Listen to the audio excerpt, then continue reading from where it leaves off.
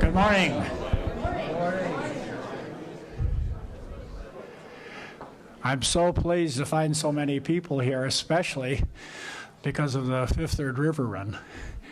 My wife and I, we live downtown. We sat for 45 minutes to try to get across the runners. But we made it, and obviously you made it, and I hope everyone else who's planning to be here is going to find a place to park and a way to get here. But thank you so much for coming to, I think this is the 9th Grand Dialogue. The Grand Dialogue was started with a grant from the Templeton Foundation. And we're extremely pleased that this conference is also related to the Templeton Foundation in 2 different ways. We planned the conference many months ago because the Kaufman Institute received a significant, nearly $1 million grant from the Templeton Foundation to do an Abrahamic approach to science and religion. It was a project that Kelly Clark, our senior research associate, put together and got funded by the Templeton. And part of that project, and he'll tell you a little more about it, but part of that is to bring 30 scholars from around the world from the 3 Abrahamic religions to explore the questions of science and religion. Each year there's a week-long conference. This year, the week-long conference was held at the Fetzer Institute just outside Kalamazoo. So what a wonderful opportunity for us to bring these scholars to the community.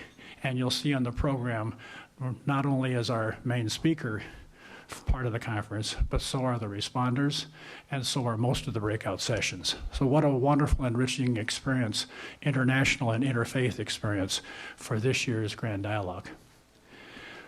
The other connection to Templeton is that a couple of weeks ago, we saw the announcement that the Templeton Prize, which was considered by Sir John Templeton to be more important than the Nobel Prize, and he made sure that the funding for it would always exceed the Nobel Prize.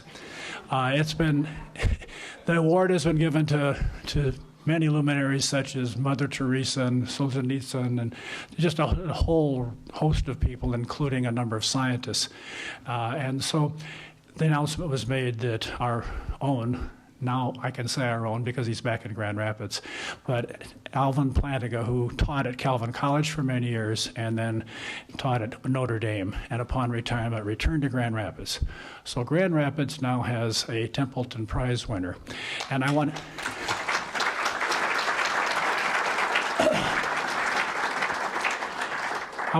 to play a brief video from the president of the Templeton Foundation announcing the prize, and then we will formally recognize Al. Ask him to stand up at least and be recognized, but let me play that video for you now. Yeah. Okay.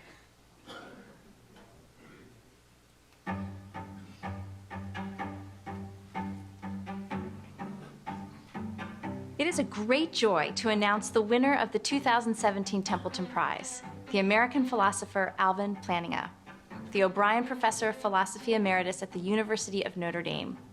Dr. Plantinga taught at Notre Dame for 18 years until retiring in 2010, and before that at Calvin College in Grand Rapids, Michigan from 1963 to 1982.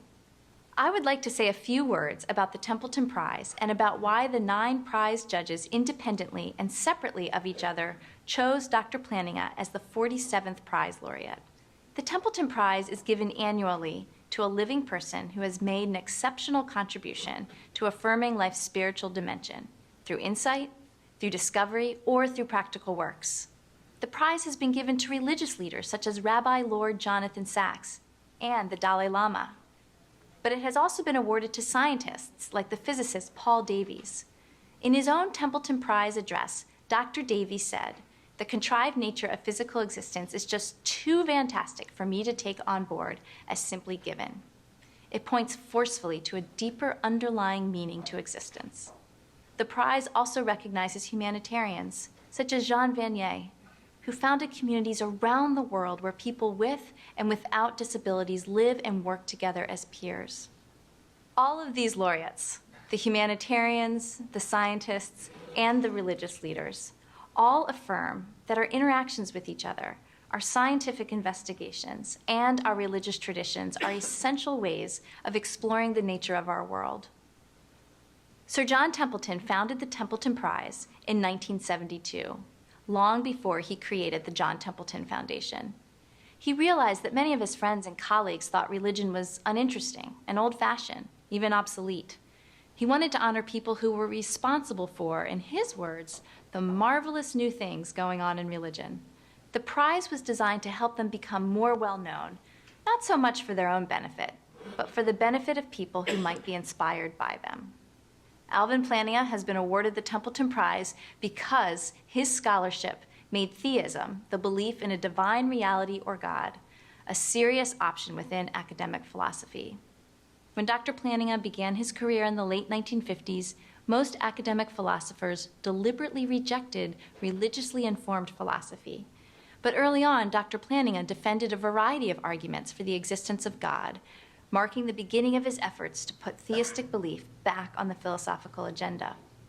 His 1984 paper, Advice to Christian Philosophers, challenged them to pursue work on a theistic vision while continuing to engage with the broader philosophical community. It has influenced a generation of religious philosophers, their students, and now those students' students.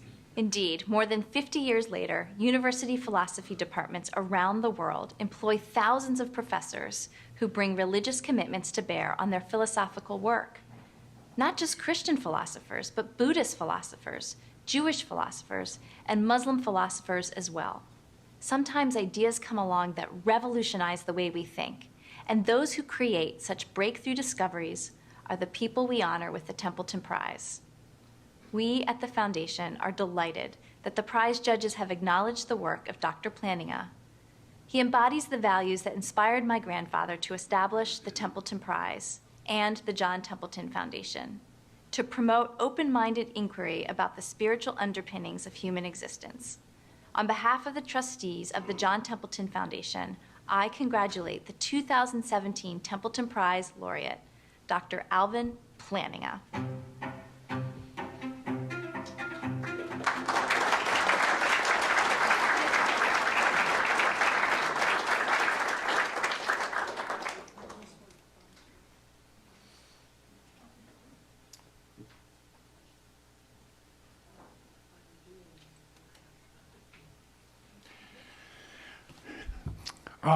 At this point, I'd like Kelly Clark, who not only is our senior research fellow at the Kaufman Institute, but is a student, did his doctoral work with Dr. Plantinga, and good friend of the Plantinga family. He's going to say a few words also, and then we will formally recognize Hal, and he will then also introduce our speaker for this morning. So, Kelly.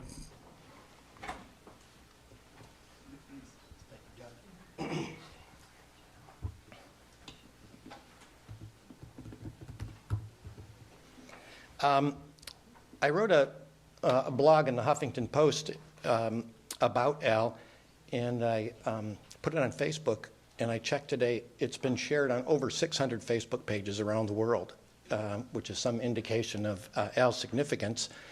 I understand that there might be one or two of you that haven't read it yet, so I thought I would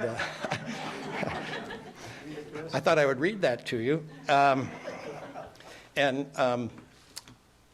because I thought about this a lot, and this says it as well as I can say it.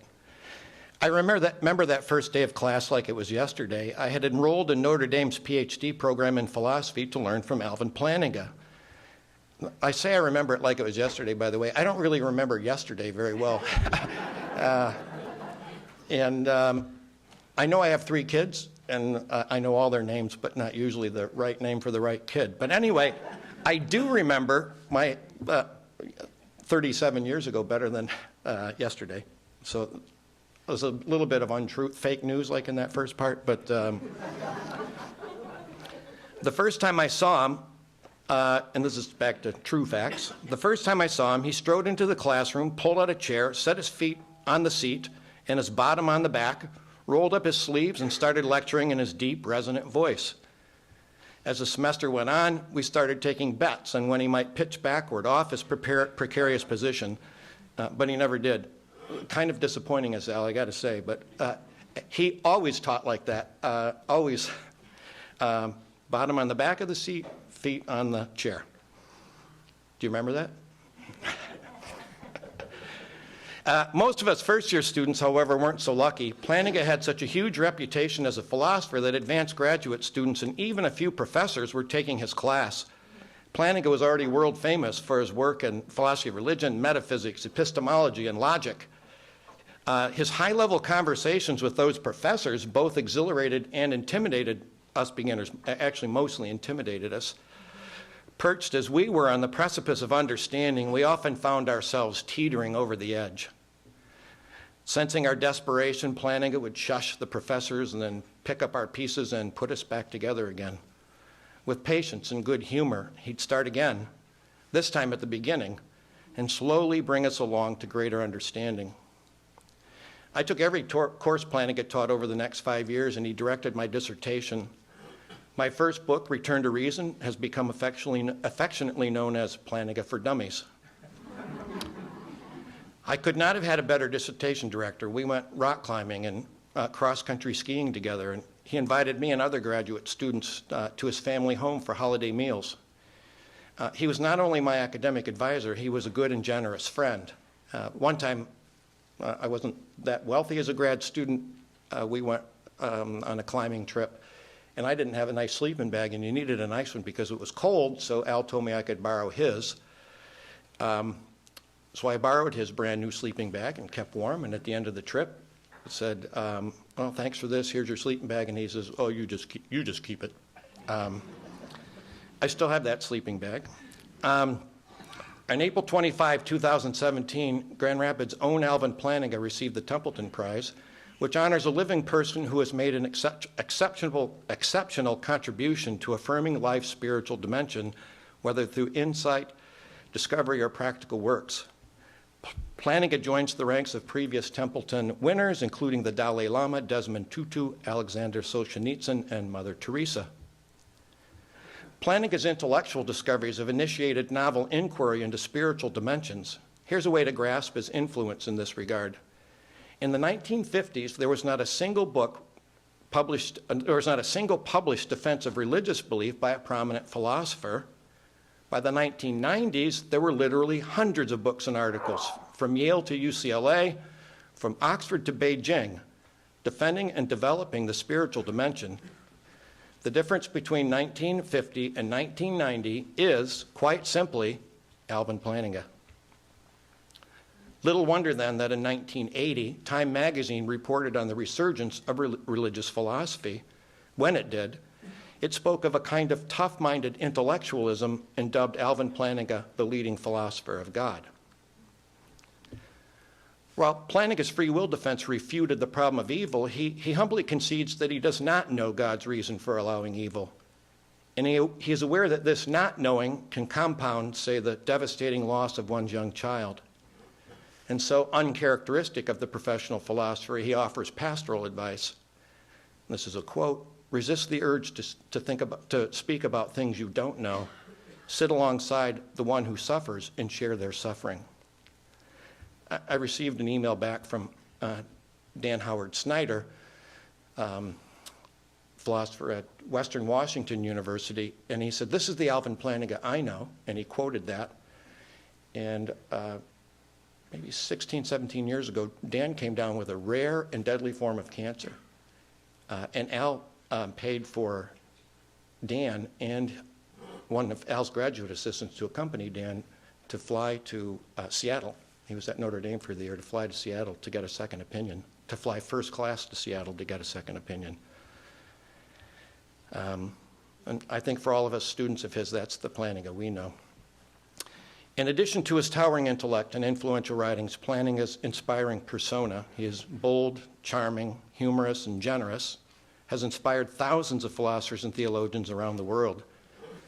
Plantinga's influence has extended well beyond our borders. His works have been translated into Dutch, Russian, Spanish, Polish, Italian, Romanian, Chinese, Japanese, Arabic, German, Farsi, Swedish, Urdu, Hebrew, Turkish, and Korean. And he's given more than 250 lectures around the world.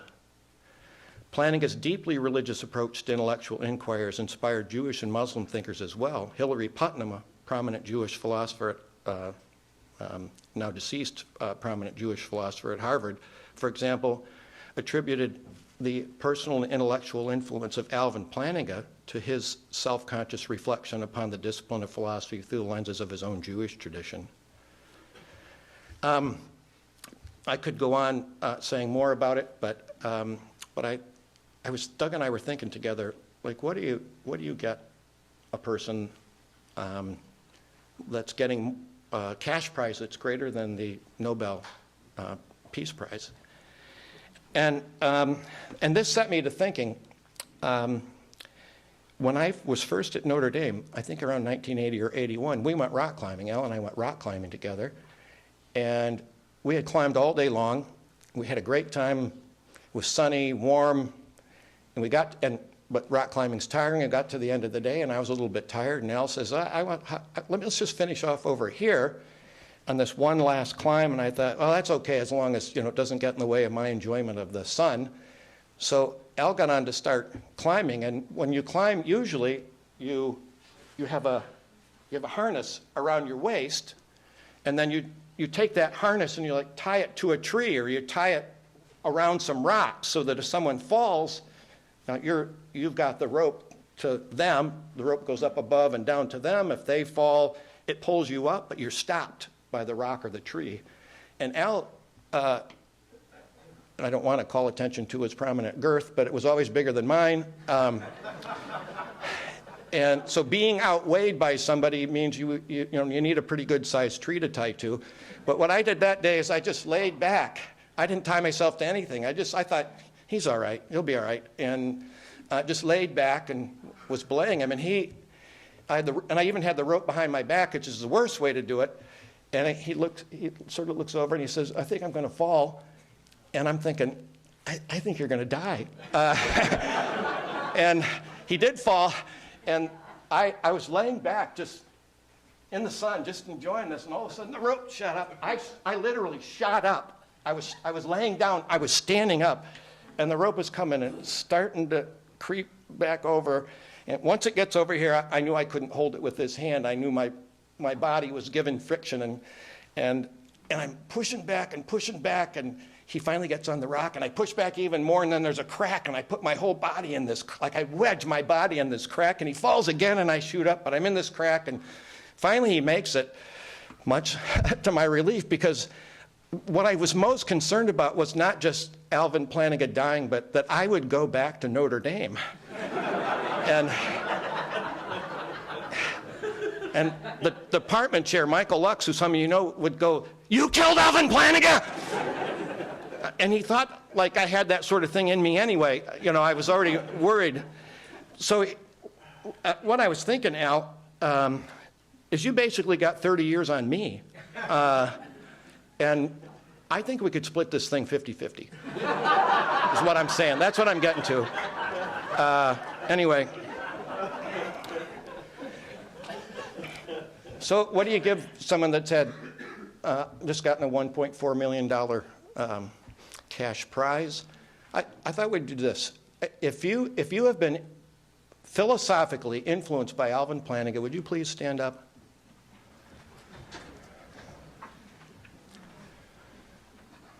If you've been personally affected by Alvin Plantinga, will you stand up? No, you don't have to sit down, Nathan. You can stay up. You just had a picture taken with him. That's personally affected by. And if you haven't stood up yet, will you stand up?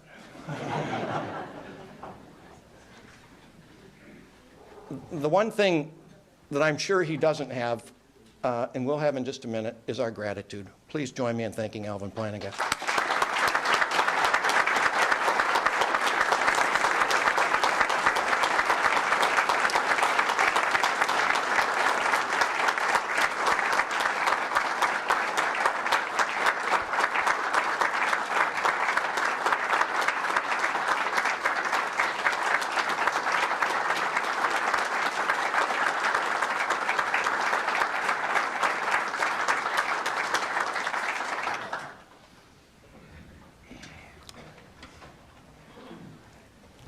We have copies of Al's most recent book for sale for $10. And also, I'm going to talk about another project that I'm working on now. And why we structured this around this workshop, the grand dialogue around this workshop, but there are copies of books by some participants in a workshop I'm doing. If you're interested in interfaith approaches to science and religion or interfaith issues, we're selling all the books at a discount, $10 each. You can get the best book on science and religion by a Muslim scholar, the best book on science and religion by a Jewish scholar, and they are both in this room. You could even get them to sign copies of it. And my book, Abraham's Children, is also for sale for $10. So, and Al's book as well. They're all for sale right there. Our lovely assistant, Barbara, will gladly sell you any of those books. Doug mentioned that we're doing this in conjunction with a project that Templeton has funded. It's an Abrahamic inquiry into randomness and providence. And we at the Kaufman Interfaith Institute have been involved in a couple of years of what's called the Year of Interfaith Understanding, because we figured out people can go and we can talk about interfaith. We can get Muslims, Christians, and Jews together and we can talk about it. And what we usually do is say, you know, our religions are really nice. You can repeat a lot of platitudes, and then people go off and nothing much happens. But we figured out if people do things together, so you go to Habitat for Humanity and you build a house together. Muslims, Christians, and Jews sit side by side with, you know, hammers in hand, pounding on nails, and you turn to your friend and start saying, you know, tell me about your family, or tell me about your kids, or tell me about, and pretty soon you're talking, and by the end of the day you've become friends. And it's this joint project that's helped you leave aside for a second faith completely in some ways, but also faith that around the world tends to, or can divide us. Doesn't tend to, but it can divide us. So I dreamed up this project because I thought thought leaders around the world need to get engaged in working together for peace and compassion. And I thought, well, I can't get philosophers to build houses probably, but I can get us together and we can work on a project together. And our project is Randomness and Providence. So there's a group of 32 that have met for a week at the Fetzer Institute down in Kalamazoo, Michigan, and we've been talking about these issues together. But we also have gotten to know one another. We've shared our lives with one another.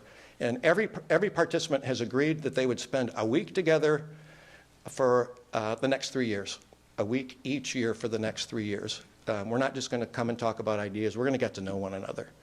And I especially was concerned that we would get the younger generation informed and inspired to get issues of interfaith and multi-faith on their agendas for their teaching and their relationships with students and for their own communities. Philosophers, academics aren't rewarded for reaching out to their communities. You're rewarded for writing really generally abstract professional articles and getting them published in journals. That's what you're rewarded for. And so we want to get this on the agenda. So I asked 24 young people to commit for the next 3 years, and the young folks are all going to work together in multi-faith groups and then present our work at the final conference. I'd like all the people who are here to stand who are part of our project. There's 32 people from 14 countries. They're not all here. Some are at the Chabad House, and some had to leave early, but we have 32 people from 14 countries around the world. Thanks for coming, guys.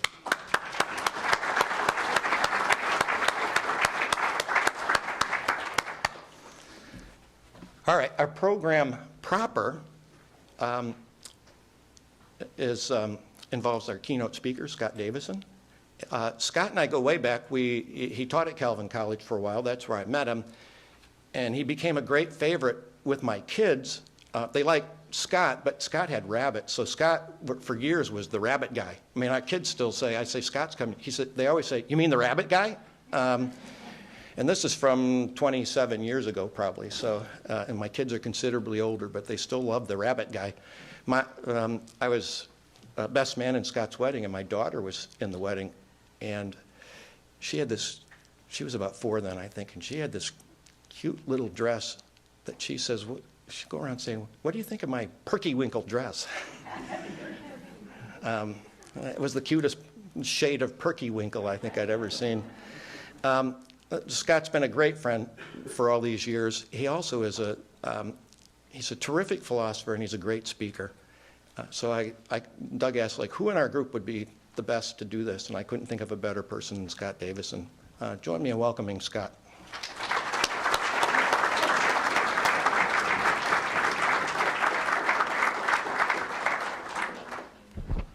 Can you hear me okay? Is this working? Can you hear me all right? Thank you, Kelly. How do you follow that?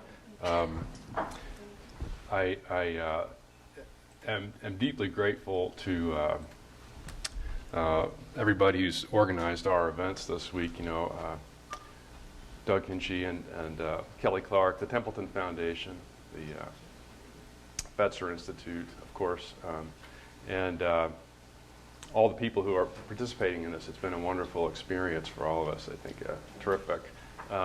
Before I talk about prayer, which is the subject of my recent research, I just want to add something. No, I have stories. I don't want to compete with Kelly's stories. She does a great job talking about Professor Plantinga.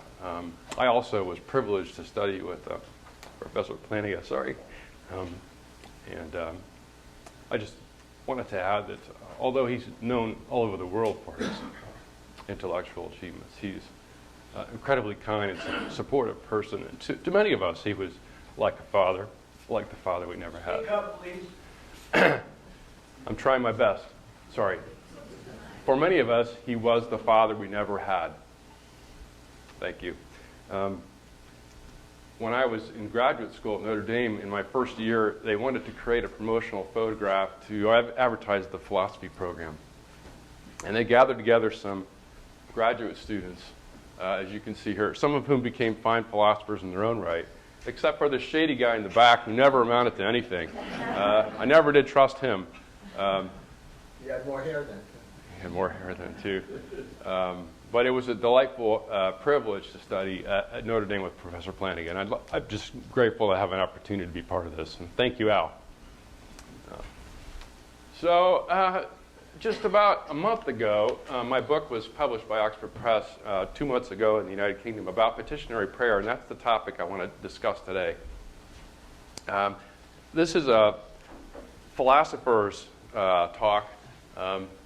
I could mention the fact that you could purchase my book at Oxford's website, and I could share with you the author discount code because it's quite expensive. Or I could point out that you could buy it on Amazon.com if you're a Prime member, but that would be inappropriate advertising, and I wouldn't do any of that here. It would be taking advantage of this opportunity. I won't do that. I don't encourage my friends to buy the book unless they're philosophers because it's very abstract and very expensive. But I want to talk about some things that are in the book today. You know, as a Christian philosopher, I find myself sometimes playing two different roles. Sometimes I feel like I'm playing the role of the coach, where I'm trying to help people navigate ideas in a practical way. And sometimes I feel like I'm playing the role of the referee, who's just sort of explaining, this is how I see it, these are the ideas, this is how they relate to each other. Today I'm playing more the role of the referee than the coach. And so my message about petitionary prayer is sort of fragmented and in some ways disappointing and maybe not very helpful, philosophical in that sense, but designed to provoke thought and to help us to try to think about prayer in a different way. It's just some of the things that I talk about in the book. I'm going to address these questions here, and we'll have a couple of responses after, which will provide a different perspective on prayer, and I think it'll be helpful for our discussion. So I'm looking forward to hearing about your thoughts on prayer. I think the Grand Dialogue is a terrific event, and it's delightful to be a part of it, especially in this capacity.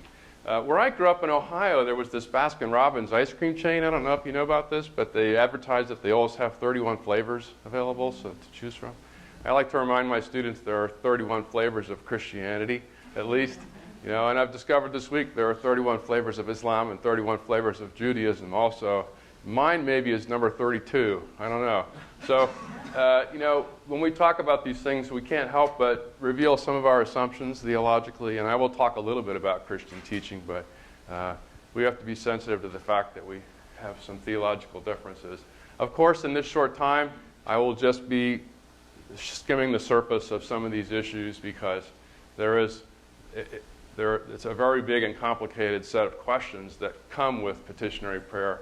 I tried to organize the questions in my book and sort of sort out the literature.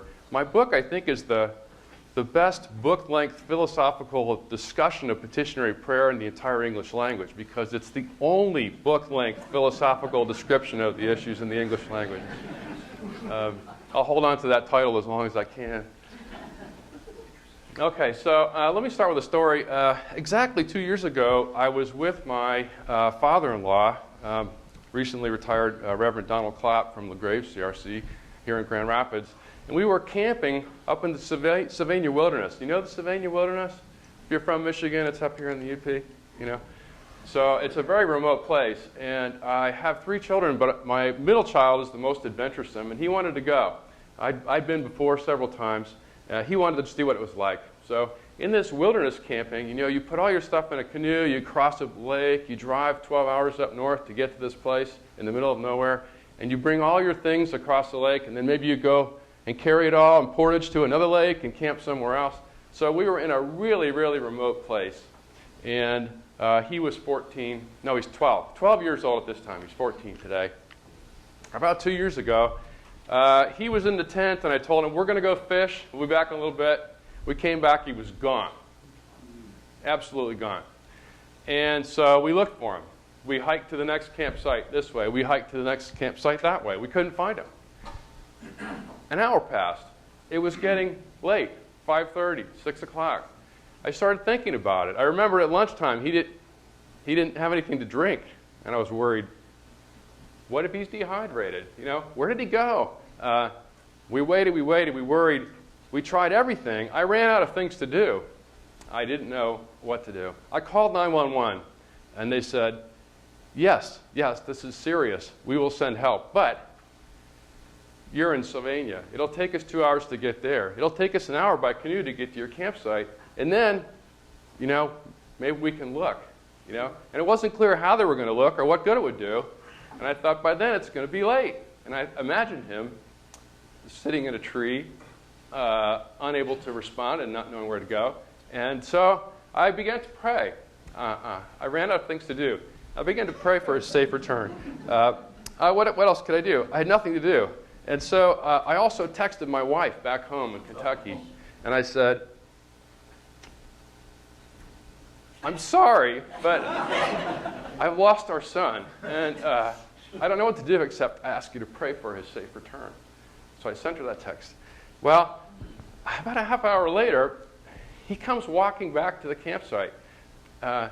He had hiked in a direction where he found a beach where there were some pointy sticks, and he was playing with those and having a good time. Like I said, he's the adventuresome one. And so when he came back, he was not alarmed. He knew where he'd been the whole time. Nothing was wrong, you know. And I said, where were you? I told you we were fishing. He said, no, I didn't hear that. I was asleep.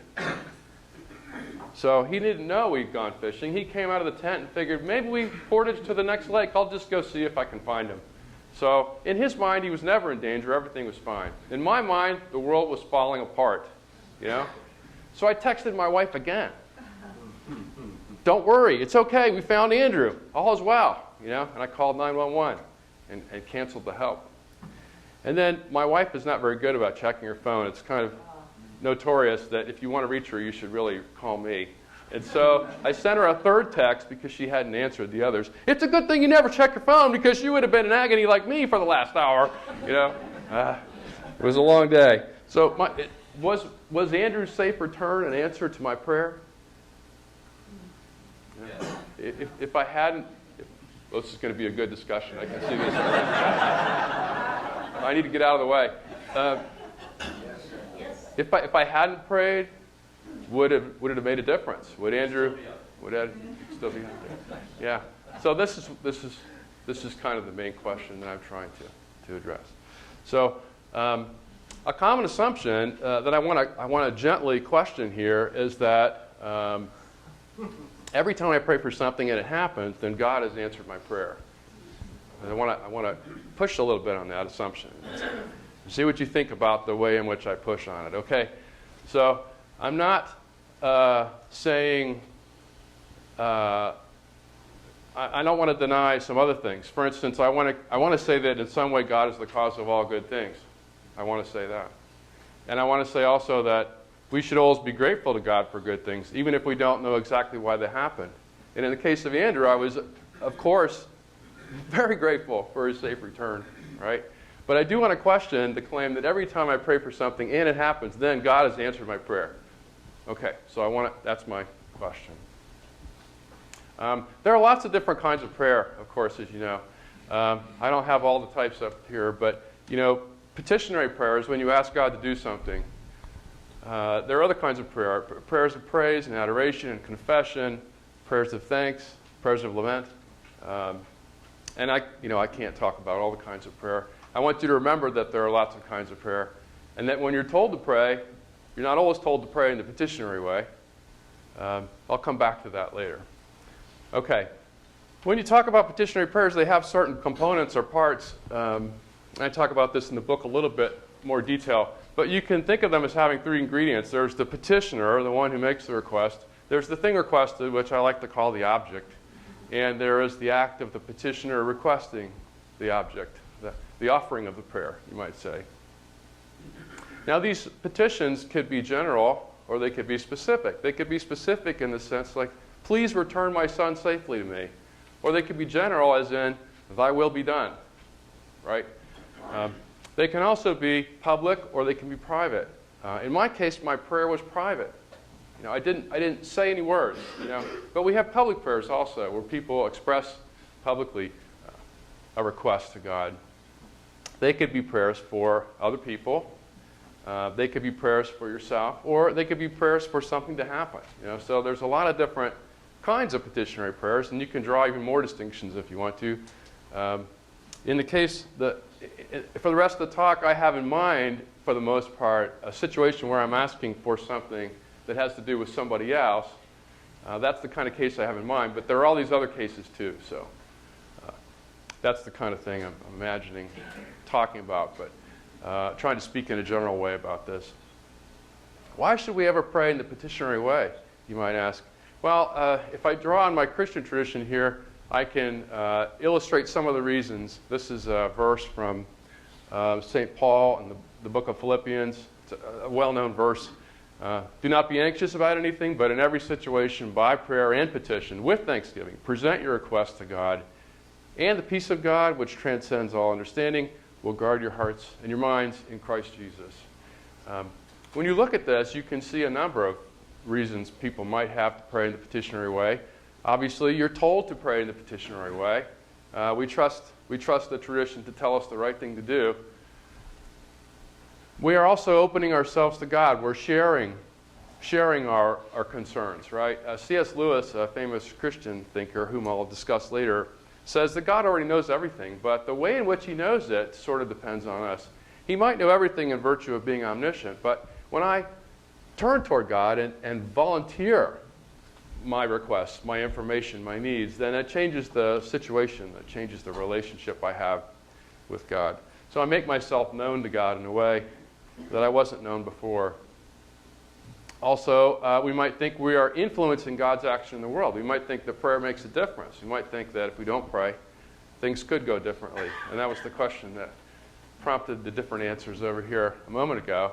And that's what I'm going to focus on for the most part. But also, obtaining the peace of God. Notice that St. Paul doesn't say, pray and God will fix it. He doesn't say that. Right?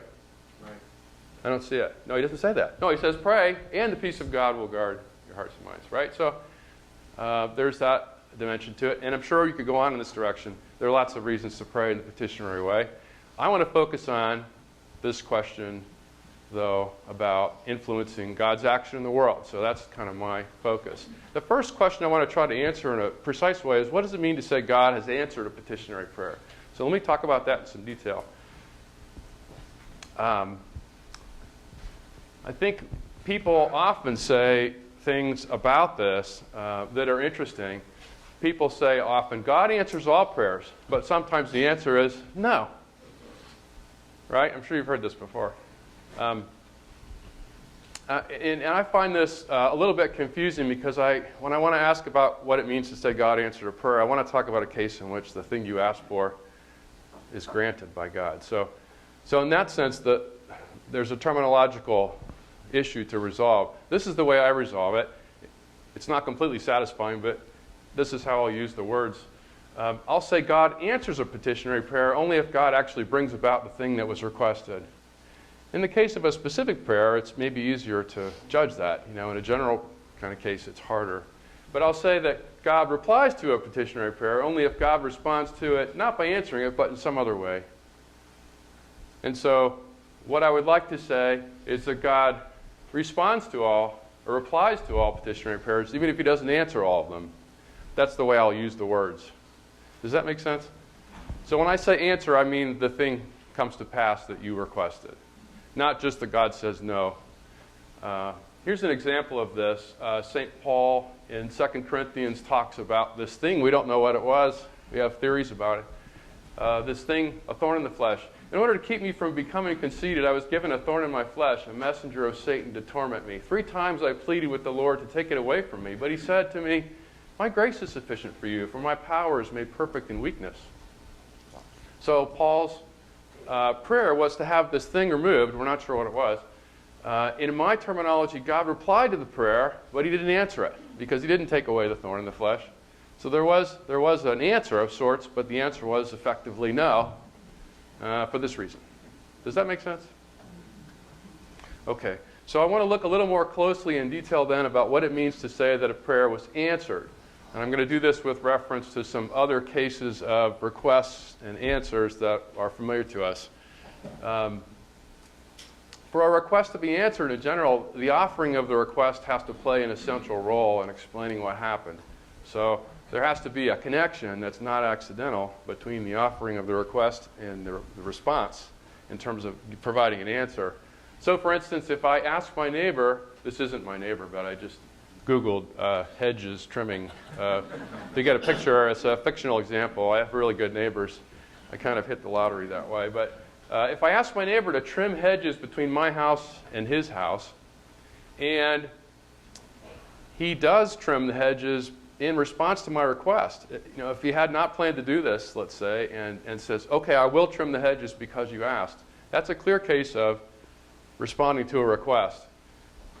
By contrast, if my neighbor and I are not getting along very well, and I ask him to trim the hedges, and he was going to trim them anyway, and does trim them, but is even inclined to not trim them just because I asked, but does trim them, then it's not a response to my request. It's almost despite my request that he trims the hedges, right? It depends on his reasons for doing what he does, whether my request plays a role in terms of counting that as an answer. It's not enough that it happens after I asked. The asking has to play a role in explaining the answering. So it has to come about in part because I requested it. And I can say more about this in detail later if you're interested. I have a very precise way of describing this, but I don't want to burden you with it today. Here's another example. If you're at an airport in China and a police officer shouts at you, "Wei xiang paxia," and you don't know what that means because you don't speak Chinese, but it's very scary because it's a police officer and you're in an airport and you duck. Well, you've just done what the officer told you to do by luck. The officer told you to be careful, take cover. Well, that's what you did. Not because you understood, right? Just by luck. It happened that what the person told you to do is what you did, and that doesn't really count as answering the request, right? Because it wasn't based on your understanding of what was said. That could happen too. So we have to have some kind of connection between the request and the offering of the request and the reply. And so in the case of God, I want to say the same thing. In order for something to count as an answer to prayer, God must have brought it about in part because it was requested in prayer. That must play some role in God's decision or action. That means that somehow God has to be aware of my prayers before God decides what to do in response to them. How is it possible that God is aware of my request before God decides what to do? Well, different people have different answers to this question. And I'm not going to try to settle this question, but I just want to mention the sort of 3 main contenders in terms of how people think about this. because they kind of approach it slightly differently. I don't remember why I have that up there. That's okay. So the first account of providence is called open theism. This is a way of describing God's relationship to time and knowledge. And so on this view, the future isn't here yet. It doesn't even exist. And future free choices are not decided yet. So there's nothing for God to know until we make those decisions. And then God learns, along with the rest of us, what we've decided to do. So my prayer for God to bring Andrew back safely, if it was a free action on this view, God didn't know I was going to do that until I did it. He knew it was possible, but until I actually offered the prayer freely, God didn't know on this view. And so God has to wait and see where the fork in the road goes before he knows what to do. On this view, it's a little more complicated to say how God answers prayers because he has to be able to adjust on the fly. He has to be able, in some cases, to intervene in the direction in which things were headed in order to answer some prayers.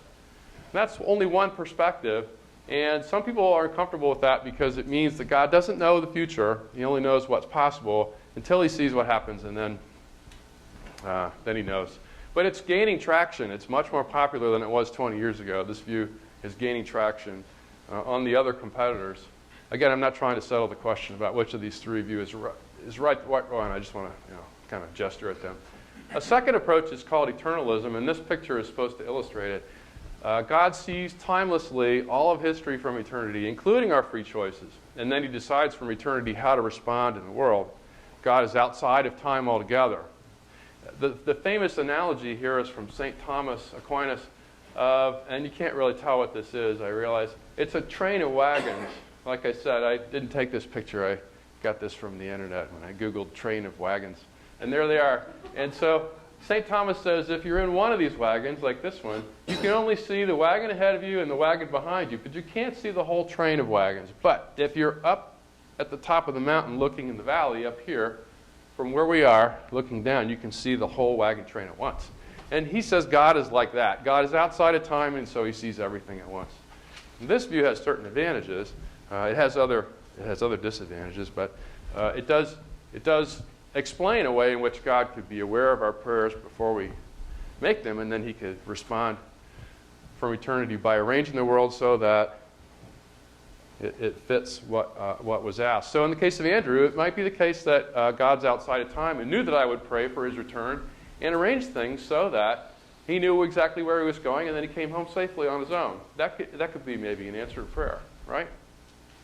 And then the third view is called Molinism, and this is a kind of a complicated one. I'm not going to spend much time on it, but the idea here is that God knows the future in virtue of inferring what will happen based on knowing what would happen in every possible situation. God knows for any person who could be placed in any situation what they would freely choose to do, and then he knows what kind of situations he will place them in, and then he knows what they'll do as a consequence. So there are a number of ways to try to explain the mechanics of this. I'm not really focused on the mechanics of it. I'm more focused on being precise about what it means to say God has answered the prayer. So I just wanted to make clear that there were different ways to go here. All right. Now, when you talk about what God might do in response to prayer, it's important to realize there are certain constraints. Constraints on God, even. So, here are the constraints on God. See, they prevent God from doing things. That's constraints. See? It's kind of a Greek reference there. See? Zeus's thunderbolt can't quite get past the constraints. So, are there constraints? Well, most people have agreed that there are logical limits on God's power. God can't create a square circle or an married bachelor. He can't make contradictory things happen. God can't do what's intrinsically evil, even if we ask and plead for him to do that. Can't do that because it's contrary to his perfection. Because God has a providential plan for the world, depending on how you spell it out, there will be things, petitions, that seem perfectly fine to us. God should be able to do this, it might seem to me. But because it doesn't fit with the divine providence and God's plan for the world, God won't answer that. It could be that way. It's hard to say exactly whether providence is specific in a way that would rule out certain things or not. So there are certain constraints on God. In order for our prayers to be answered, based on what we've said, there has to be some kind of space among God's reasons for the prayer to make a difference. They have to have some kind of role to play in explaining why God does what God does in order to count them as answered. So I'll talk more about this in the book, which is for sale at the publisher's website, Amazon.com, but I don't encourage you to buy it, like I said, because it's very expensive and abstract. So on. Okay.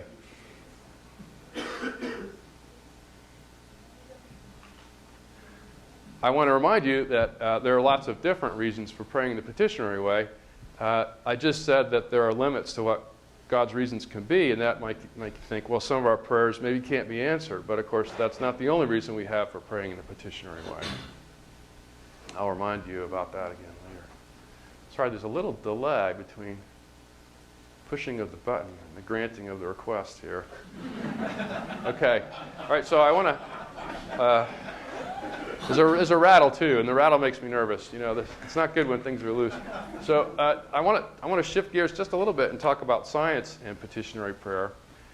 And so I want to say something about science and knowledge, and then I want to talk about some studies. There have been some studies on petitionary prayer I think are very interesting for various reasons. And then I'm going to come back to the question of whether we know that prayers are answered. Okay. So science, of course, is not infallible. You know, science is wrong sometimes. Cholesterol is good for you, cholesterol is bad for you, this cholesterol is bad for you, this cholesterol is good. There's an interesting argument among philosophers called the pessimistic induction. It says, well, just about every scientific theory we've ever seen has turned out to be wrong, so probably our current ones are wrong too. It's interesting. But, you know, they're kind of our best bet about certain kinds of things. Science is not completely objective. We know about certain sociological biases in the way science works and the way it's reported. We know there's a bias in favor of studies that have a positive correlation as opposed to ones that find nothing. So it has those kind of limitations. Scientific conclusions change over time. It's still our best source of reliable information about the physical universe. You know, if I want to know what's happening in my body, I ask my doctor because he's trained in medical science. You know, I don't ask my mother. Sorry, Mom. And Mom has a lot to say about that too, but she's not an expert on health. I trust the science. The science is my best bet, right?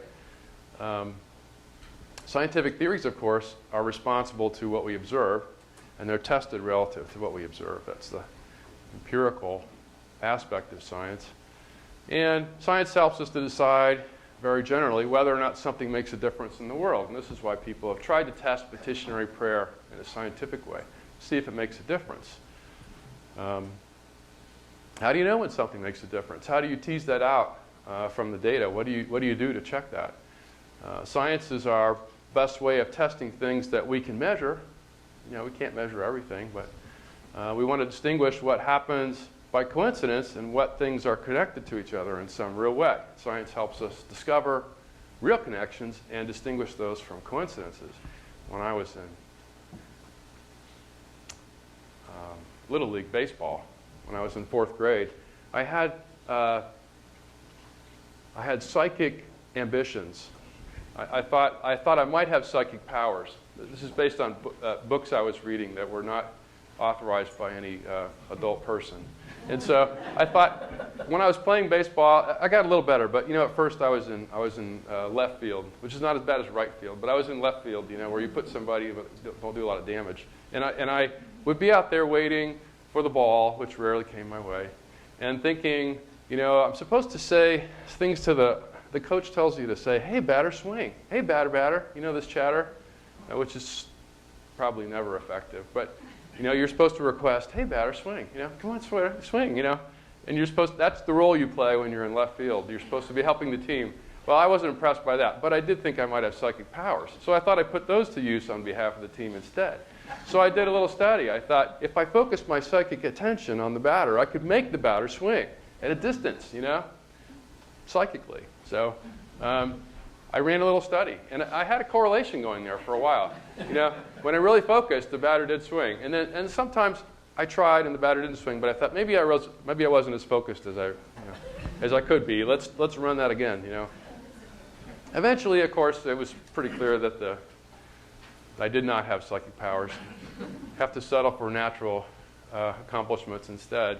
You know, there are people who believe things that are strange and superstitious, and science helps us distinguish whether these are, you know, real connections or just coincidences.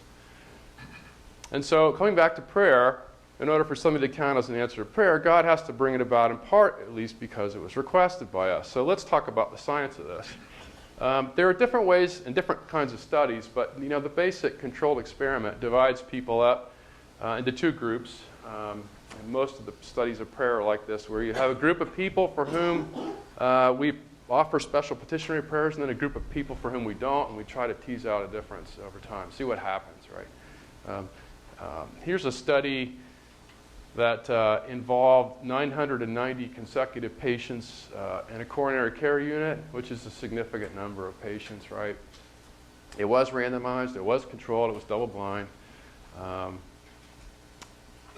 The first names of the patients in the prayer group were given to a team of outside intercessors, you know, professional prayer people who were praying for them daily for 4 weeks, and the patients didn't know whether they were in the prayer group or not. There's another study, it's kind of funny, I'll mention it later, it was much bigger, in which patients were told that they were being prayed for.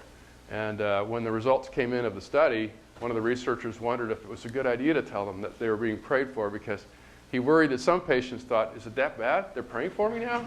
Like, what about the medical approach? You know, can we get to the prayer later? You know, is that okay? But in this case, they were not told. So there was a double blind.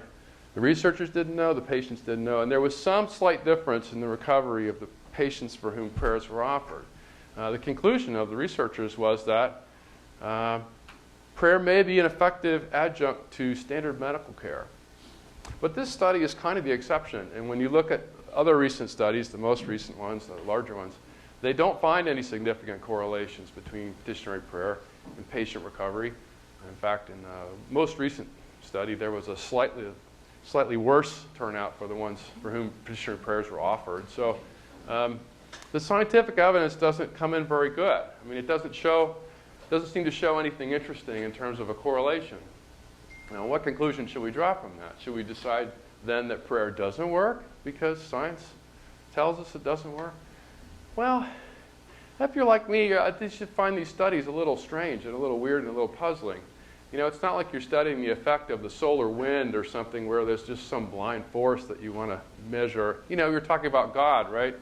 Talking about God, a person who has a plan for the world. And so I have some hesitations. I have questions about these studies, and I talk about this a little bit more in the book.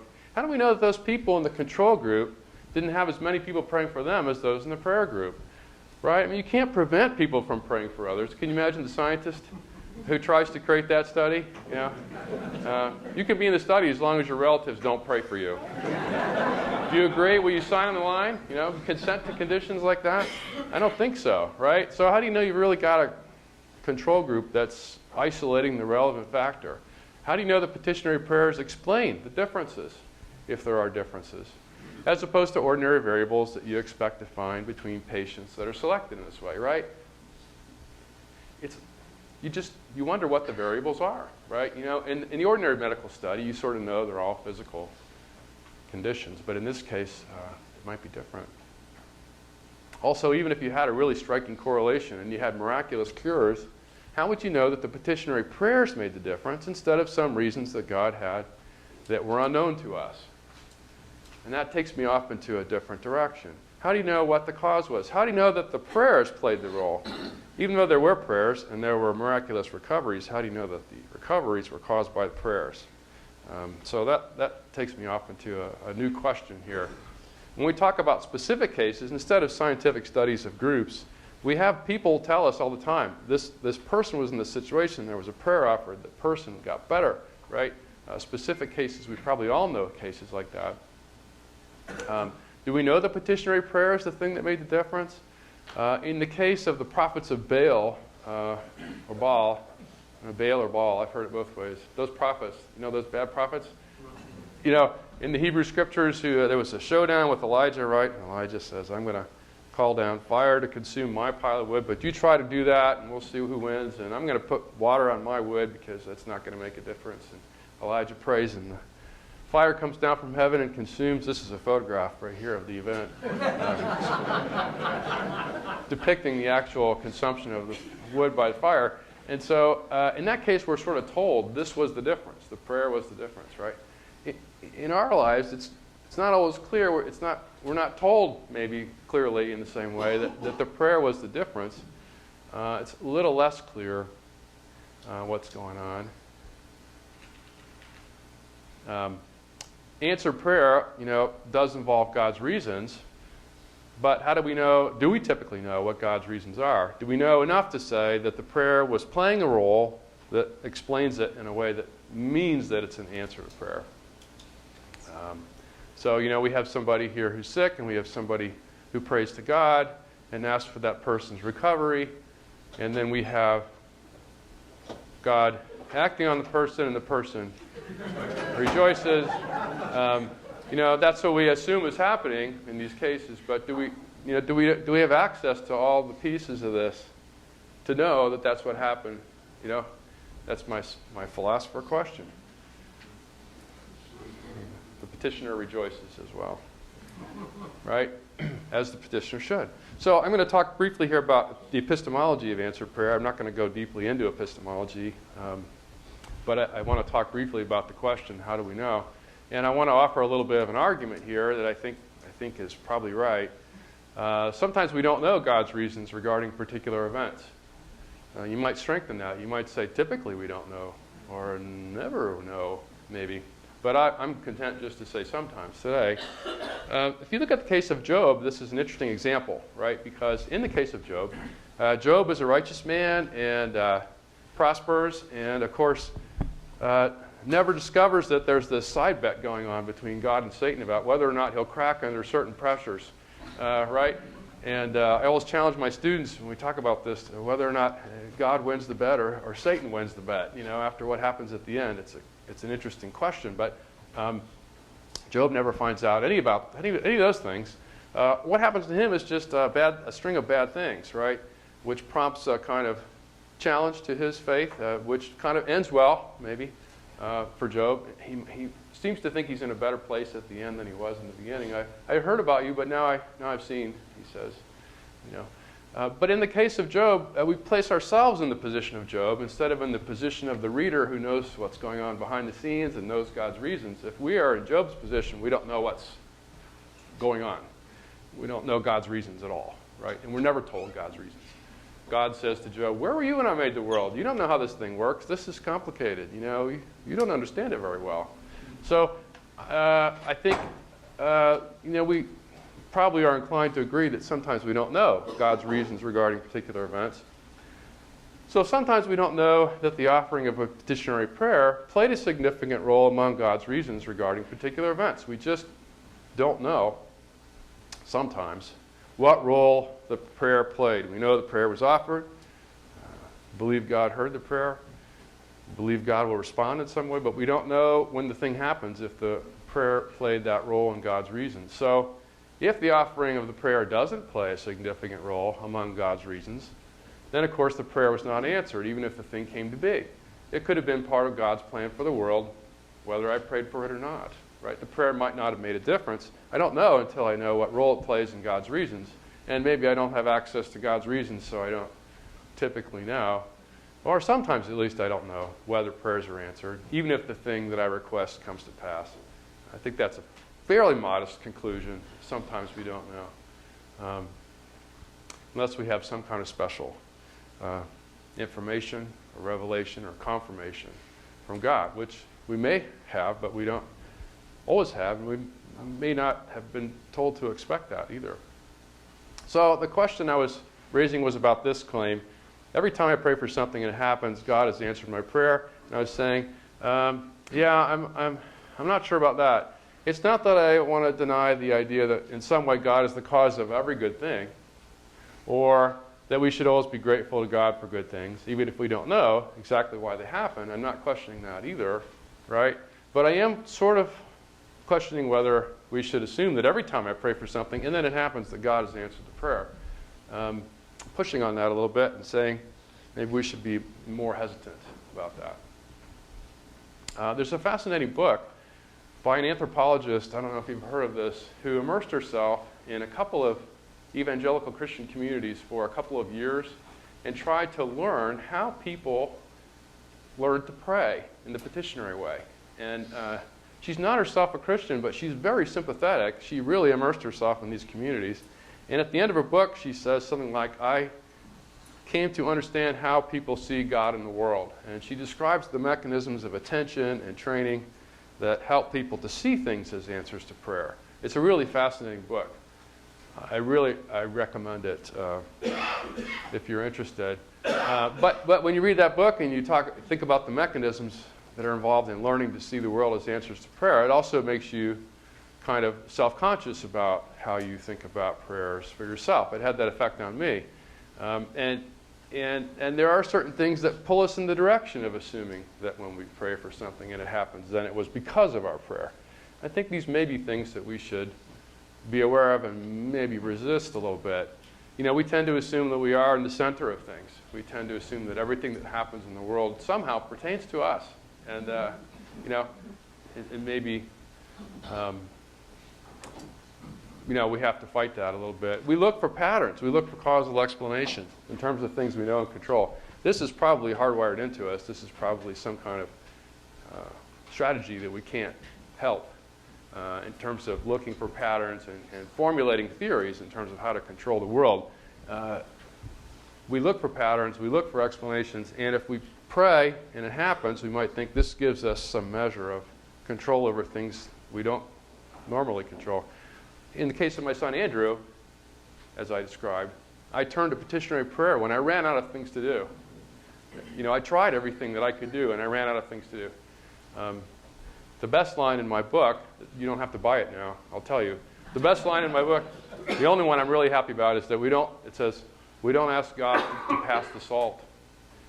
Because, you know, somebody else can do that. You know, we ask God for things that we feel like we need help with. You know? Things that only God can do. You might disagree with that. You can talk to me about that. So we do this. We also tend to assume that what we do makes all the difference. You know, that we're probably hardwired that way to try to look for the effects of our actions. And of course, the world is big and complicated and interconnected and also complicated twice. It's really complicated. See, not just complicated. It's, you know, complicated again. So, yeah, that's a lot worse. You know, so. That's a pretty good takeaway for today. And so, you know, we have to keep these things in mind. Our understanding of the world is incomplete and partial at best, despite our best scientific efforts, theological efforts. So, you know, we have to be humble about this. Now, what does this say about Christian teaching and about petitionary prayer? I want to share with you sort of one interesting puzzle from Christian teaching, and then I want to talk about faith, and then I'm going to be done. So, heading into the final stretch here. Of course, not every command to pray is a command to pray in the petitionary way. I mentioned there are lots of types of pray. Pray constantly, St. Paul says. Does that mean ask for things all the time? Or does it mean just be in communication with God in some way, right? Not every command to pray is a petitionary command. Not every reason that's given for praying the petitionary way requires the assumption that God typically answers prayers. And I've mentioned other reasons why we should pray in the petitionary way. And I mentioned this verse earlier, so I won't read it again. We're not told that every prayer will be answered. Right? Now, this is my interpretation. You might disagree with this. I'm going to quote some more things in a minute. Even if every prayer receives a reply, some reply or other, we're not told that every prayer will be answered in my sense, in the sense that God will do everything you ask God to do.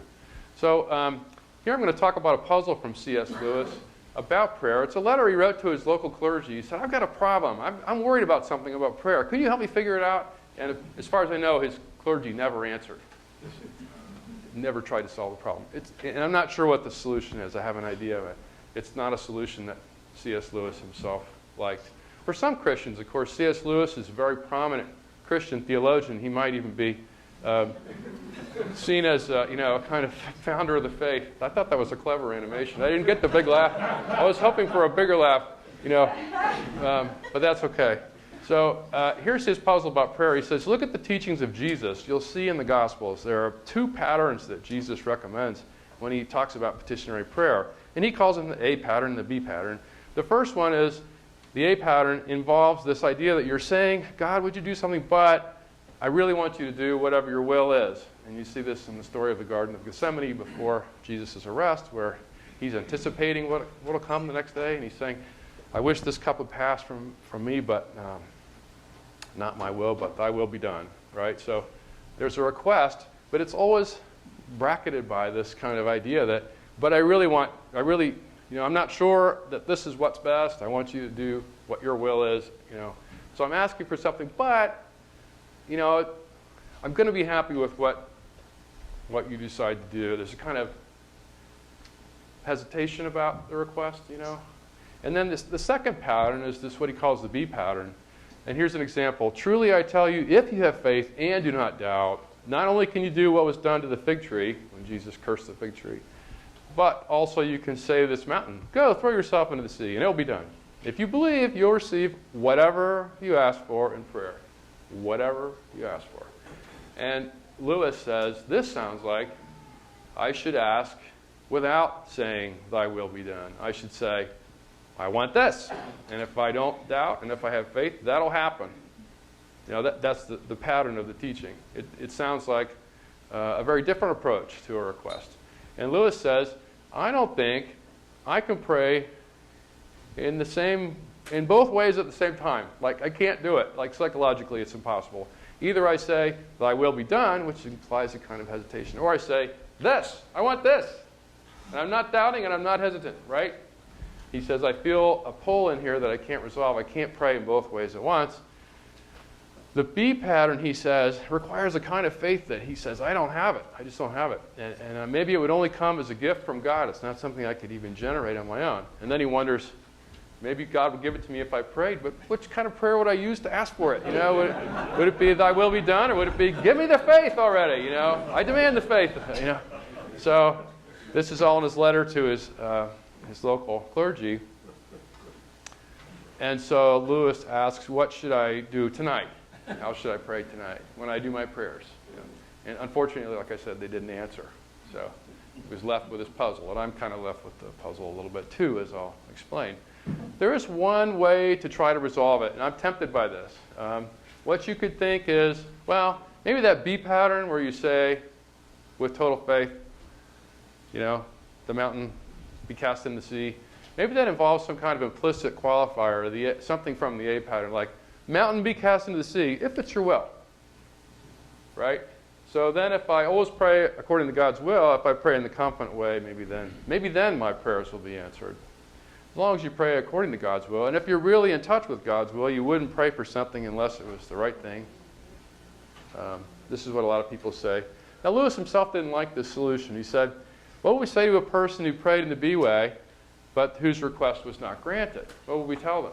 We tell them you didn't have faith? What happened? What went wrong there? Right? And he gives this analogy of a parent. He says, dare we say that when God promises you'll have what you ask, whatever you ask for, he secretly means you'll have it if you ask for something I want to give you?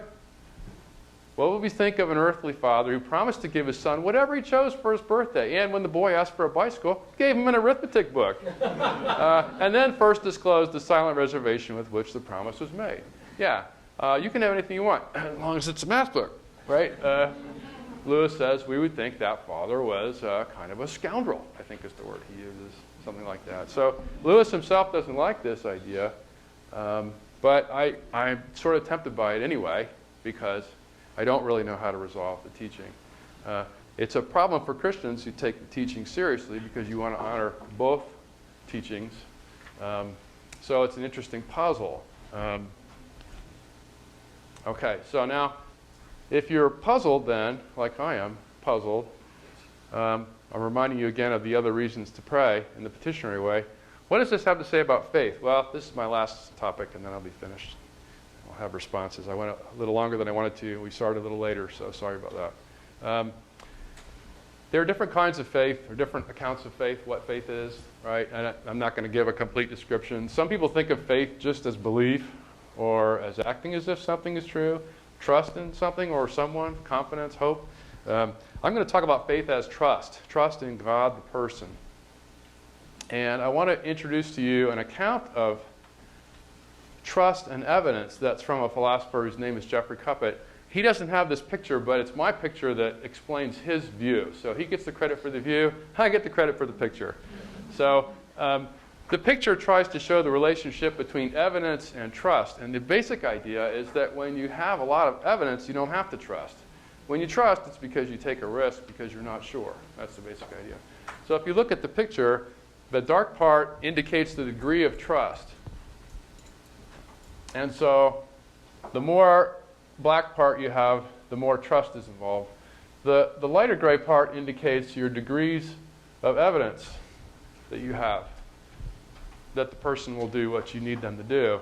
And so the idea is there's an inverse relationship. The more evidence you have, the less trust is required.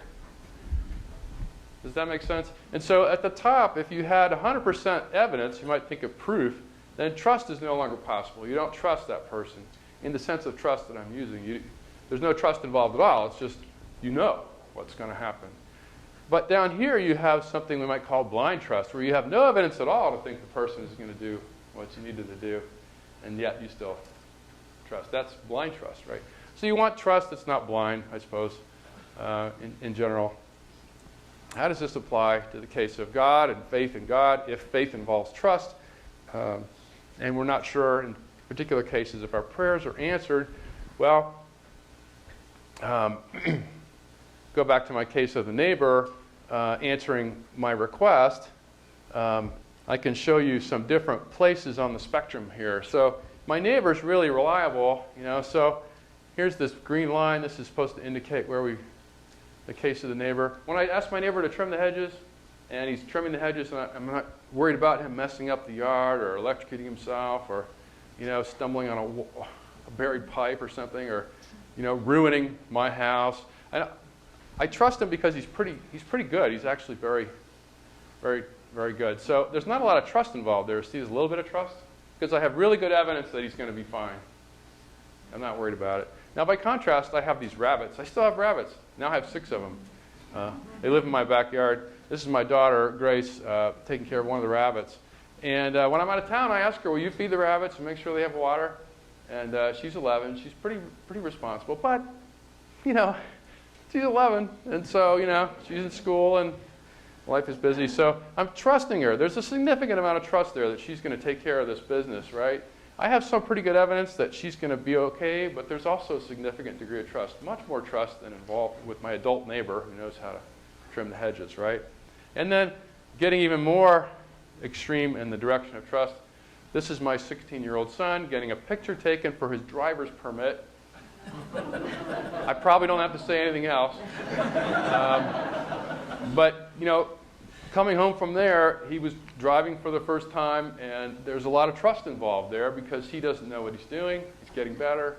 But there's a lot at stake. There's a lot of trust and very little evidence at the beginning that he's going to be good at this, right? So there's more trust involved there than there was in the other 2 cases, right? That's the relationship between faith and trust and evidence. How does this apply to the case of petitionary prayer? Well, even if you don't know whether your prayers have been answered, we still trust that God hears them and cares about us. Maybe replies in some other way. Faith in God involves trusting God even when things don't go well for us. And I think maybe that's the main point about faith that I want to make. And even if we pray and our prayers aren't answered, even if bad things happen to us, faith involves trusting God even then. Even if you can't tell that the prayers have been answered. And even if the things happen that you asked for, because they might not have been answers to prayer. And in the long run, they might turn out to be bad things for you. But trusting God, anyway, would be the right response in terms of faith.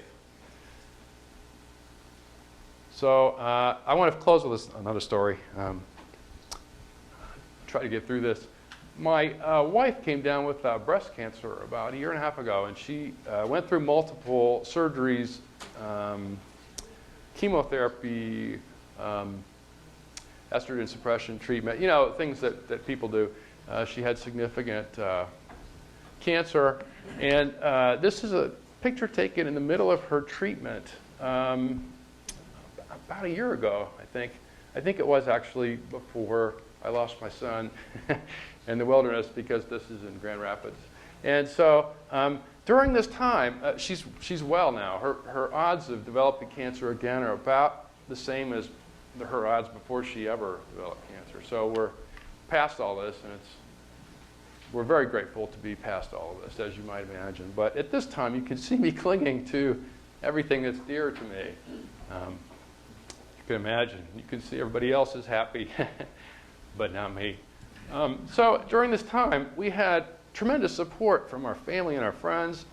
We live in a tiny town, and people were falling over themselves to help us. They were bringing food. There were schedules. There was spontaneous food. It was tremendous. Couldn't ask for more support. And we had this. We had our religious friends telling us, we are praying for you. We are praying for Becky to be healed. We are praying for the treatment to work. We are praying for you every day.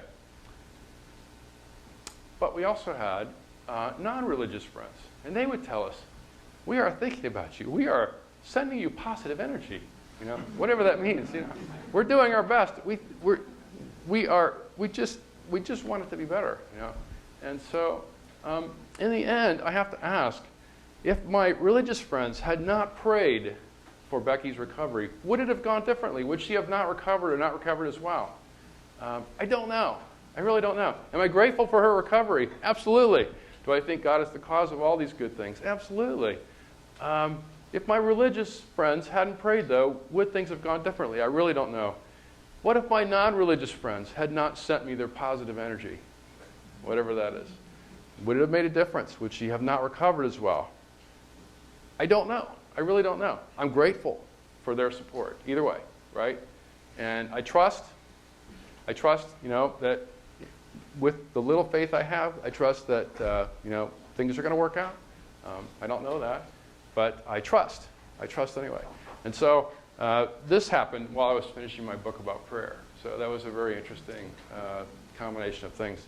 And my original conclusion of the book was a little bit different, a little bit less optimistic. I don't say those two things are causally related to each other, but, maybe I'll find that out someday. Anyway, you've been most patient and kind in your attention. I want to thank you so much. Enjoy hearing our responses from the next speakers. It's delightful to be part of this, and thank you so much.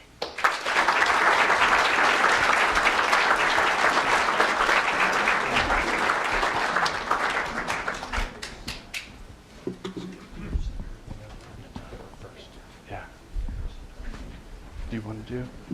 Our first speaker is an astrophysicist a physicist, not an astrophysicist. He's a very down-to-earth physicist. From Bar-Ilan University, Nathan Aviezer.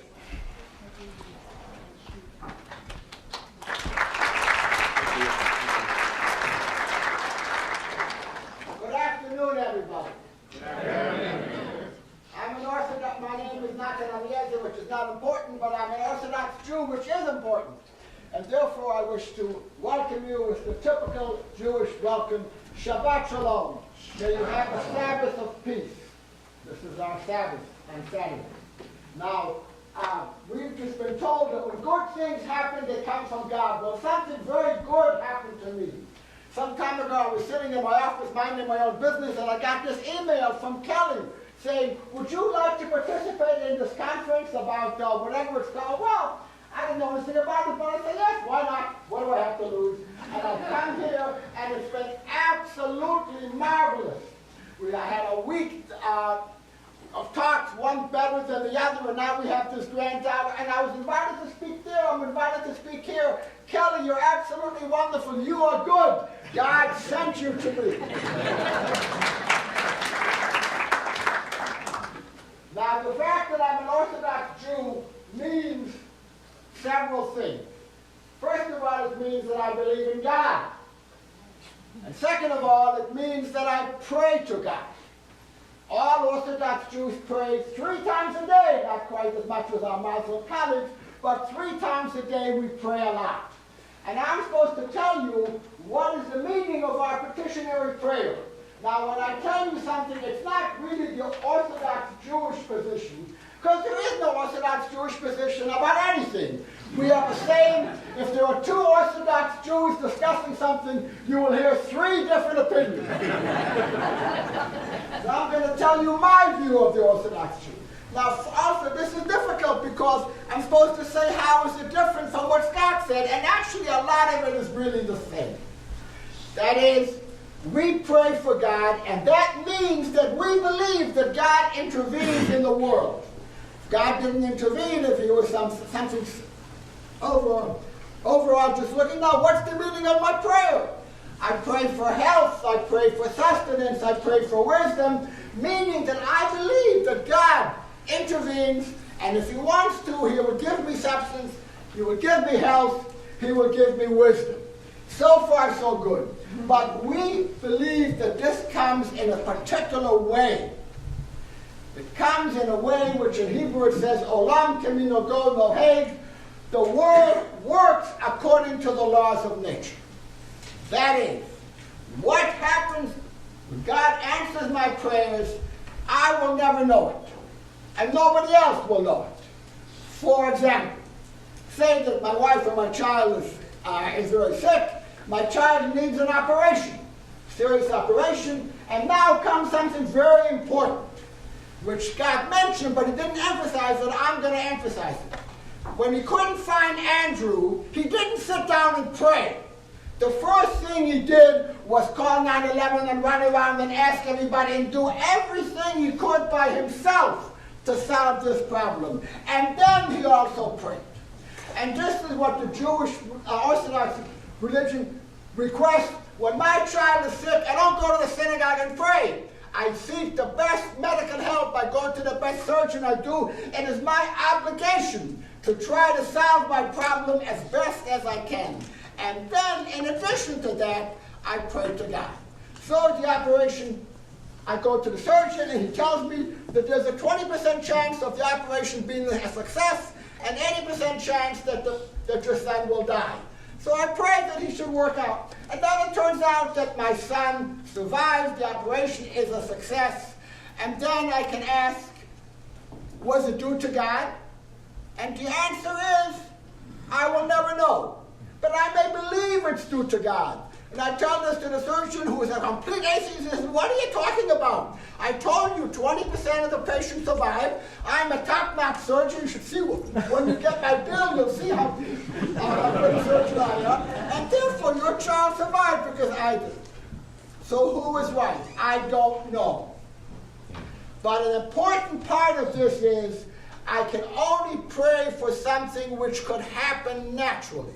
For example, say my child was in an automobile accident and he lost his arm. I am forbidden to pray to God that his arm should be restored, because arms never grow back. It is forbidden, according to the Jewish tradition, to pray for a miracle. You are not allowed because it won't happen. You can only pray for things that could happen naturally. And therefore, this is an essence of our prayer. We turn to God, we believe in God, we hope that God will help, but we never ever know what will come up. But if something will not happen, it is forbidden to have petitionary prayer for that event. And I want to illustrate this with a little joke. Every talk should have a little joke in it. There was once an extremely pious man, a wonderful person, good to everybody, believes in God. There's no finer person on the face of this earth. But he got into serious financial difficulties. And he hoped he would win the lottery, and that would give him the money. He would win Templeton Prize, he would win the lottery, and that would give him the money to solve his problems. And he prayed, and week after week, he never won the lottery. And he was such a fine person that the angels of heaven turned to God. And he says, look, he's such a wonderful person. Can't you arrange that he should win the lottery? And God responded, I'd love to arrange it, but the damn fool won't buy a lottery ticket.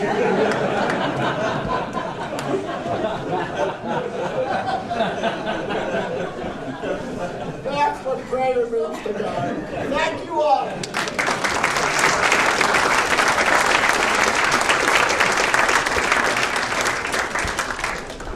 Thank you, Nathan. Our second speaker is Yamina Bouguenaya, and she has a degree in physics, but now she works in the as director of the Receiving Nur Center.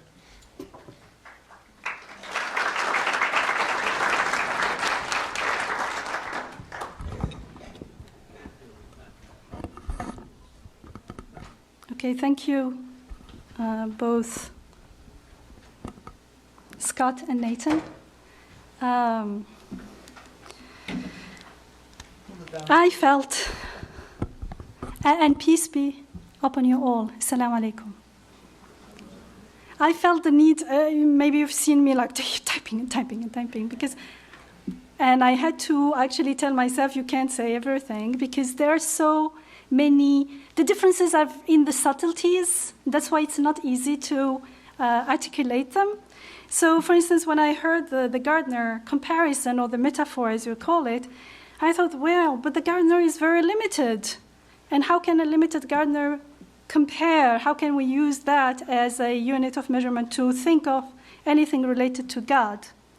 And I thought, how does God describe himself to me? I'm again speaking about my understanding of the Islamic or the Quranic understanding of prayer.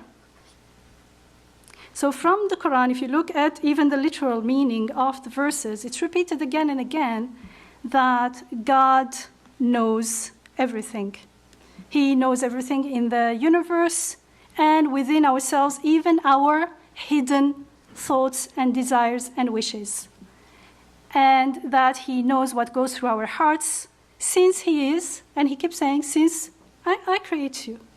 And so the creator is not the creator at the beginning, he's the sustainer. Right now, I don't know how I am breathing. I am made to breathe. My life is being sustained here and now, always. And he knows the seen and the unseen, we are told. He's all hearing, all seeing, all aware. So there is this idea of God creating and sustaining life and everything all the time. And nothing other than him can create anything, since everything else, they are themselves created. And God creates with purpose and meaning, it is repeated. What is even more important, as far as prayer is concerned, is that he makes everything subservient to us. He created everything to our service. I think that's interesting. And we are told his mercy encompasses everything. Maybe you know that Muslims start everything in the name of God, the merciful, the compassionate. It's compassion and mercy are the most important attributes of God for Muslims. And is it a constraint? Sure, it is a constraint that he himself willed upon himself. So when I heard unmarried bachelor, I thought, that's a name we gave to a certain status that it has no external existence. Yes, there is someone God creates, but that person who calls it, defines it as bachelor, or that is us. Okay, so that's on the side. And all these attributes of God we don't know them, or we may know them, we may get to know them at different levels, but the purpose of life is to get to know God. So it's a life journey. It's not like you know him all at once. So it's a hope. Now, the Quranic context of prayer is also very important. The supplication of human beings, well, first is everything prays to God. Even the birds, even everything.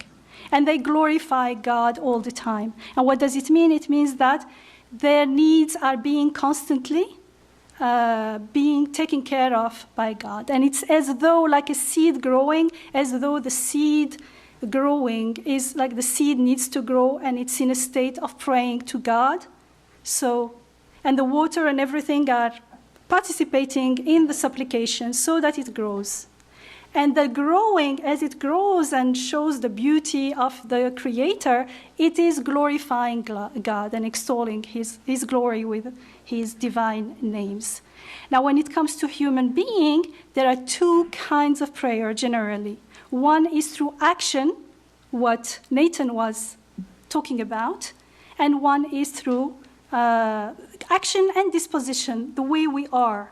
And the other one is the verbal that Scott was talking about, the petitionary one. So as Muslim, they say to plow a field is to knock at the door of the church of mercy. So when you're plowing your field, when you're doing something, the whole thing is about doing it with that spirit, with that mindfulness, the mindfulness that I am asking from God even when I'm going to the doctor, even when I'm taking my medicine.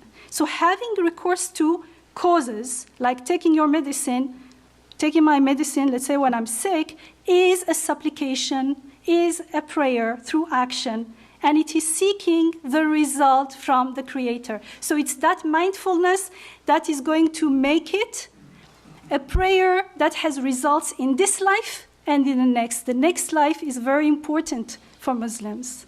It's a reality that we need to cultivate mindfulness of. And so I can do the same thing and say, I will pray after I exhaust all causes. For me, no. As I am, as Scott is looking for Andrew, that's part of the prayer. So it's the mindfulness that's going to make the difference. And so they are all at a certain level similar in the way that they are a calling unto God for help. And so that awareness that everything, all healing, whether through medicine or through prayers or through the combination of both, is from God. Like the outcome, I'm expecting the outcome from God. Or I know that the outcome is from God because everything, there is nothing, it says, show me who can create anything else. Everything is from God. These are verses from the Quran. So since he's the sole creator of everything, then he creates me when I'm healthy, he creates me when I'm sick, he creates me with my needs for health, and being the creator, he knows my needs, and unlike me, he knows what is best and most appropriate for me. Therefore, there is always reason for me to be grateful to God. I agree there with Scott. And according to this understanding, we're always in a state of prayer. But we may not be aware of it, in which case I won't benefit from the benefit of the prayer, that connection with the divine, here and now and forever. That connection of being the guest of a merciful host. So for instance, now I'm breathing, and my breathing is being sustained by my Creator right now. It's definitely not me who is doing it. So this breathing is also a kind of prayer. Therefore, each moment is prayer, and life itself is prayer.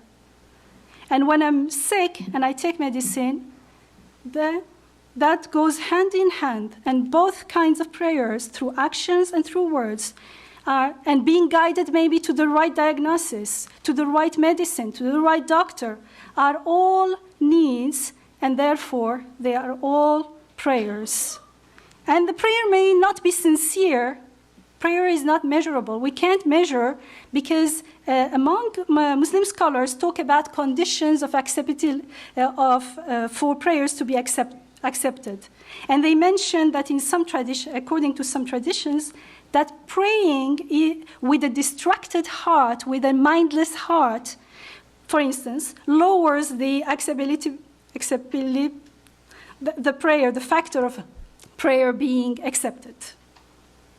So how can you measure if the heart is mindful or not, for instance? So that sincerity is also makes a difference. So the atheist friend who sends positive energy, that's prayer. He may not know it, but from me, it is a prayer. But his prayer will only stay in this world, won't bear fruits after life. So the verbal prayers that Scott was specifically focusing on are our special requests from God when we are having a hard time, when we need something that's beyond our control, like in time of hardship, in time of sickness. However, ideally, we're supposed to be in that state of prayer prior to the crisis, during the crisis, while we are taking action, when nothing is going on. Everything is supposed to be done in that state of prayer. That's why mindfulness is very important, and the Quran keeps talking about do not remain mindless, because that's the worst thing that you could do. Now, the aim of prayer, we are told, is to worship God, to know and worship God. The need, the object of the prayer, in Scott's terminology, is an occasion for the prayer, not the goal. So from my perspective, God's creating corresponds to his meeting my needs all the time, and whether in times of crisis or not. And most of my needs are met anyways, like breathing, the most important ones. Most of the time I'm not even aware of them, and I don't need to ask for them. And that's why, and so because we take them for granted, and most of the time we are unaware, we are given some of our needs, we're left to our care. And those needs are through action, like feeding ourselves, for instance, and through calling for help in special occasions, in special moments. This way we are made to pause and realize how vulnerable, how fragile, how needy we are. And yet, most of our needs, most of the time, are mostly being taken care of.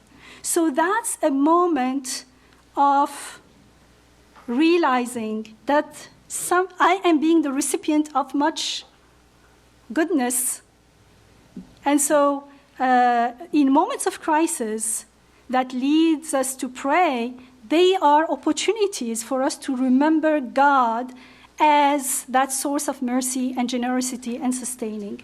And so we open ourselves to know God through his sustaining us, and especially on this moment we feel it very intensely because we feel so helpless. And then we realize that God is near to us, as we are told in the Quran again and again, he is near to us. And most of the time we think he is far because we are far from him.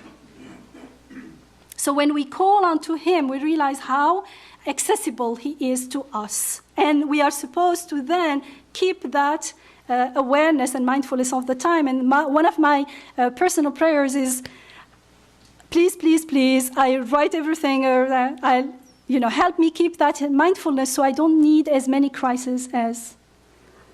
There was a time when I had many, many crises, one top of each other, and when I understood in my own way, and I realized that that was the gist of surrendering, which is the term Islam, to surrender to God's will, then either it's not the same or my perception of it is not the same. In any case, I do not experience the reality in the same stressful way. It's much more peaceful now. So God does not need my prayers to tell him my needs. He knows, he creates. He already knows what I stand in need for. It's not like I'm reminding God of what to do, or I know how to take care of my needs, but I just need the power and the strength. That's not how prayer. We do that in our moments of mindlessness, but that's not how it's supposed to be from the perspective of the Quran, as I understand it. So, because that's not worship, that's like we are partnering. I know everything, I just need you to come and do the work. So he gave me, for instance, he gave me the need for water. That need, or for health, is given to me to connect to him, to get to know him, because it's through our vulnerability, our neediness, that we get to realize the sustainership of God, of our Maker, of our Creator. So if I am very thirsty in the desert and I ask for water, where is water? Where is water? I don't know if you were very thirsty, but like in Ramadan, we stay like 17 hours without drinking. You start smelling water by the time it's sunset. So he gave me the need for water, and he created water. But if I remain stuck in the water itself, I want the water, he may give me the water, but I will never realize that there is something much more beautiful than the water. And this water, we are told in the hereafter, will not take care of your thirst. Because the water doesn't know, look, I can do whatever I want with it. It has no life, and yet it is employed in sustaining my life. So he says, do not get stuck in the water. Make water a mirror to divine mercy and generosity and giving of life and that eternal source that will last here and always and forever, even after death, God willing. So that's my crisis, my need for the water is the time to remember God. My need for health is the time to remember God. It's not the time to ask solely for the health. It's not the goal is not the water. The water is an opportunity. It is a means, an occasion. And when it is given, it is like a signpost, like a mirror reflecting the divine attributes of mercy and generosity and helping and sustaining us. I want to share a few verses from the Quran. We are told there are people who merely pray, O our sustainer, give us in this world, and such shall not partake in the blessings of the life to come. But there are among them such as pray, O our sustainer, grant us good in this world and good in the life to come. Isn't that good? To be on the safe side? But of course, this is not only a prayer of the tongue. This is a prayer of a state of being. It has to come from the heart. It's a state of surrender to this reality. And keep us safe. It is these that shall have their portion of happiness in return for what they have earned. And God is swift in reckoning. We are also told in the Quran, no one can withhold the blessings of God, the blessings that God opens for people, nor can anyone but him release whatever he withholds. He's almighty, the all-wise. O people, remember God's grace towards you. Is there any creator other than God to give you sustenance from the heavens and earth? There is no God except him. How can you be so deluded?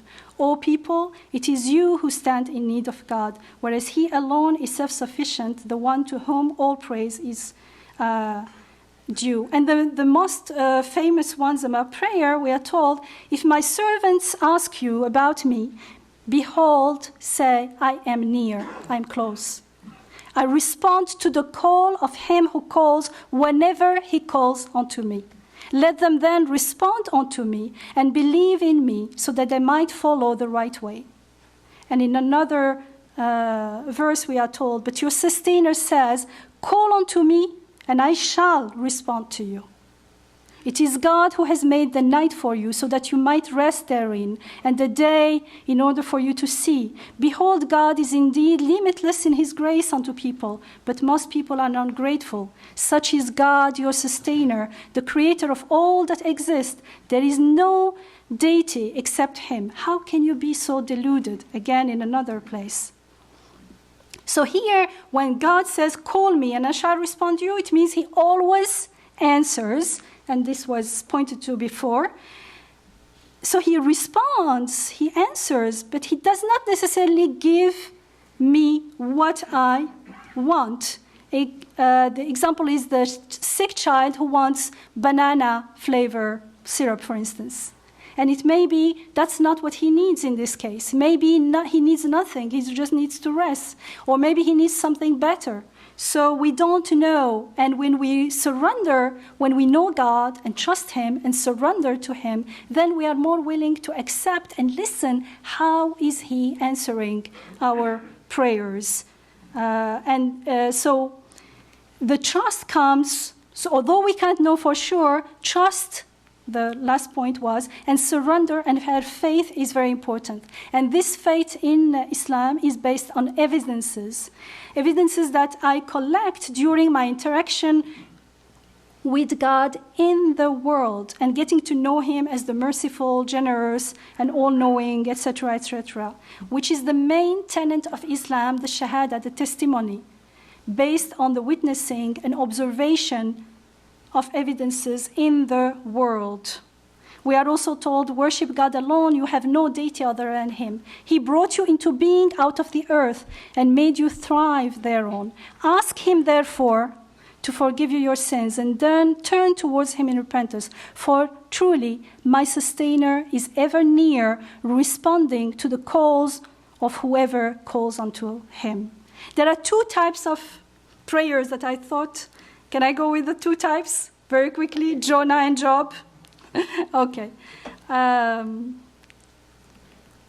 the Jonah and Job stories they are told in the Quran, they embody this attitude, their prayers. And so the type A and type B, here, they're totally different types. They're complementary, actually. And they are usually taught to be recited together. Okay, so do I have like 2 minutes for a poem of Rumi? Rumi. He says, prayer is an egg. On resurrection day, God will say, what did you do with the strength and energy your food gave you on earth? How did you use your eyes? What did you make with your 5 senses while they were dimming and playing out? I gave you hands and feet as tools for preparing the ground for planting. Did you, in the health I gave you, do the plowing? You will not be able to stand when you hear those questions. You will bend double and finally acknowledge the glory. God will say, lift your hand and answer the questions. Your head will rise a little, then slump again. Look at me. Tell, what have you done? You try, but you fall back flat as a snake. I want every detail. Say, eventually, you will be able to get to a sitting position. Be plain and clear. I have given you such gifts. What did you do with them? You turn to the right, looking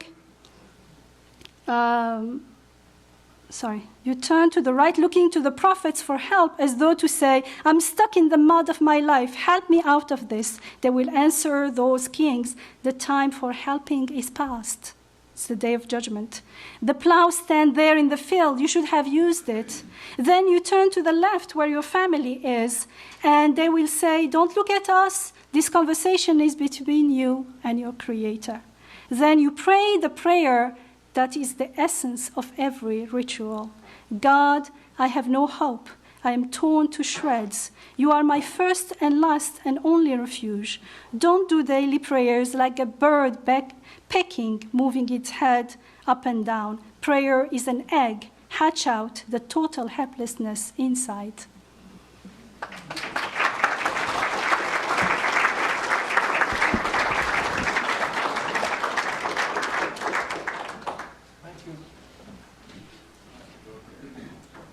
Thank you very much, Scott.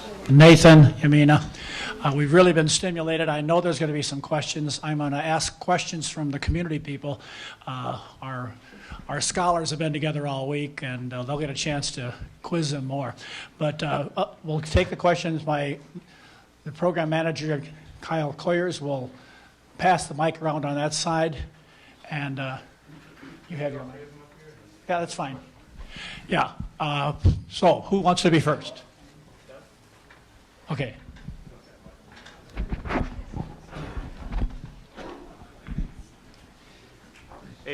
A question for Scott. What would be your answer to Nathan's answer to the amputee situation? We have probably thousands of soldiers coming back from the war. You have probably tens of thousands of people who one way or another lose arms, legs. It's not a matter that they all don't get them back through prayer or any other means. It's that none of them do. If I don't know of any that have ever had a regrown an arm or a leg. So the Jewish answer was, we're forbidden to pray for these. What about the Christian answer for that? I'm not really an expert, but I don't think there's any prohibition on praying for a miracle. I don't see that in the Christian tradition. Would I recommend that somebody pray for a miracle? That's a tough question. I don't know. I mean, I think that's what Nathan said was that you're setting yourself up for disappointment because it's not going to happen. No, you're forbidden to pray for a miracle. Because it's not going to happen. No, just not because it's not going to happen, because God doesn't do this, and you're forbidden to ask for God for something which is against the way He operates in this world. God operates within the laws of nature. I don't know if I answered your question. Another one. Okay. Hi, Scott. Thanks a lot for your talk. I have a question here. If it's the case that we have no good reason to believe that the reasons to which we have access are representative of the reasons that God has access to, so God works in mysterious ways. He has reasons that, for all we know, we don't have access to. Are we, as a matter of principle, cut off from knowing that any particular prayer was effective, or is there some other, perhaps, other access that we might have to knowing whether any particular prayer was actually effective? Thank you. Yeah, that's a really good question. I don't know how to answer it a simple way because there's so many different kinds of cases, and it depends a lot on what kind of threshold you impose for knowing the answer to this question. Is it possible that God could somehow reveal to us that He answered a prayer short of a burning bush kind of situation? I think that's a really good question.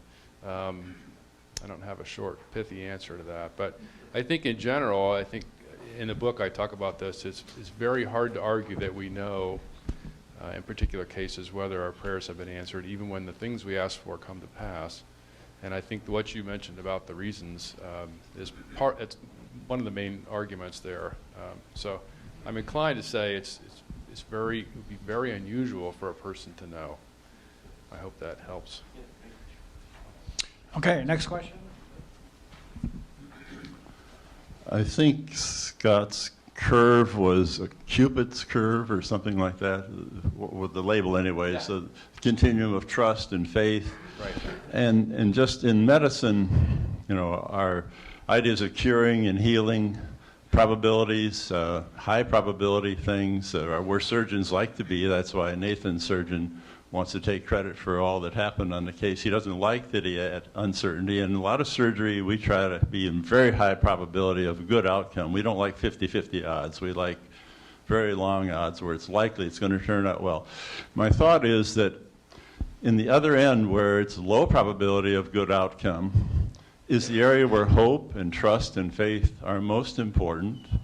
To have faith or hope or something when it's high probability, that's pretty easy. Everybody agrees on this. That's a matter of belief. But if you have hope, I think that's where we are in the continuum. If you come into critical care, you're sort of down at possibly the low probability part. And even though we're not sure what the external prayers did, we know a nurse touching you, bathing you, putting you, that's the beginning of prayers for your outcome, and you respond to that. And we've seen when love, and this is where praying to God, I would assume, and hoping for a response, confers some peace, white counts rise, high blood pressures fall. There are physical responses when you come to peace and are, so somewhere clearly that prayer is being answered in almost every case that we experience. And so I just think that that idea anyways is that you can actually shift the probability of your recovery. The more you put your life in the hands of God and the caregivers and your loving family.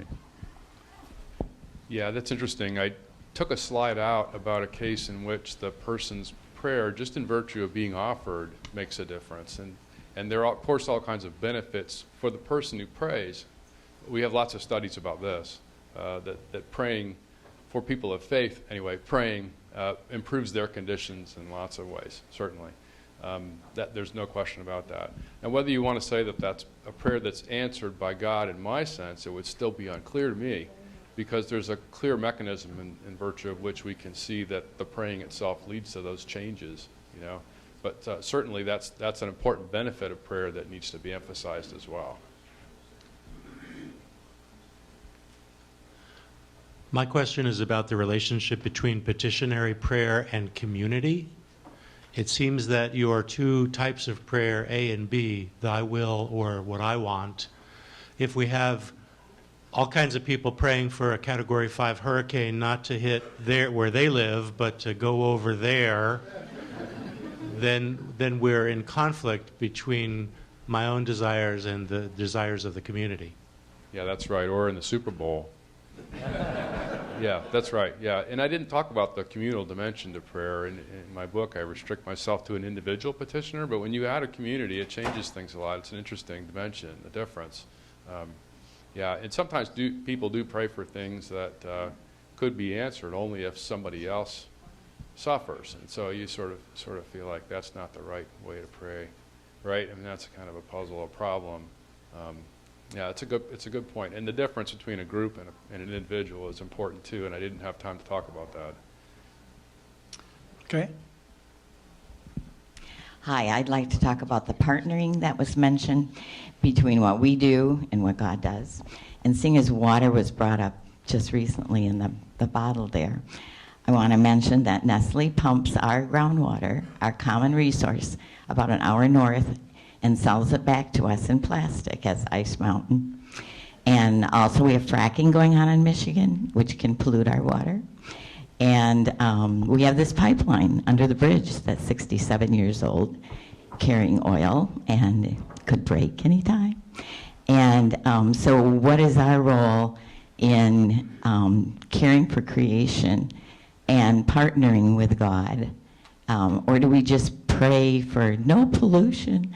Or do we pray for, oh, fix this pollution problem we caused? Anyway, any comments? Well, I would like to actually comment on that. It says in the beginning of Genesis that God gave us our planet to enjoy it and to guard it and to watch it. We have a divine commandment to take care of this earth. It is for us to use and enjoy under the condition that we are taking care of it. And if a person does violence to this planet, he is violating the commandments of God. It's very similar in the Islamic tradition. We are sent on earth, Adam and the humankind was sent as representative of God, and so everything is entrusted. It's a trust, it's not ours. Life is a trust, the whole planet is a trust.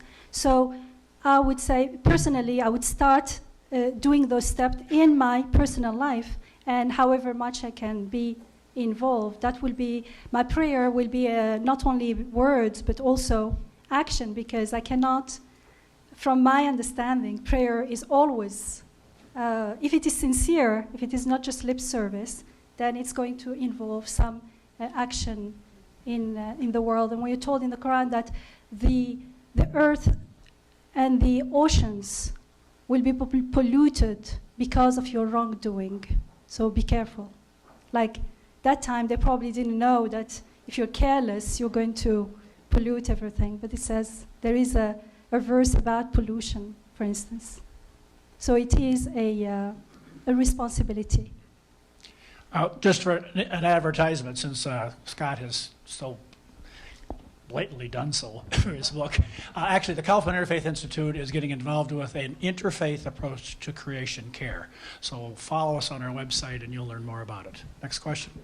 For Scott, a possible avenue to pursue with respect to the problem that C.S. Lewis posed with the A pattern and B pattern. It seems that the problem assumes that in a particularly tricky situation that God only wills that one thing be the case. And if it were the case that God had willed a certain set of options, then it seems like you could do both. God's will be done, and what I would like to be done of these willed options would be this one here.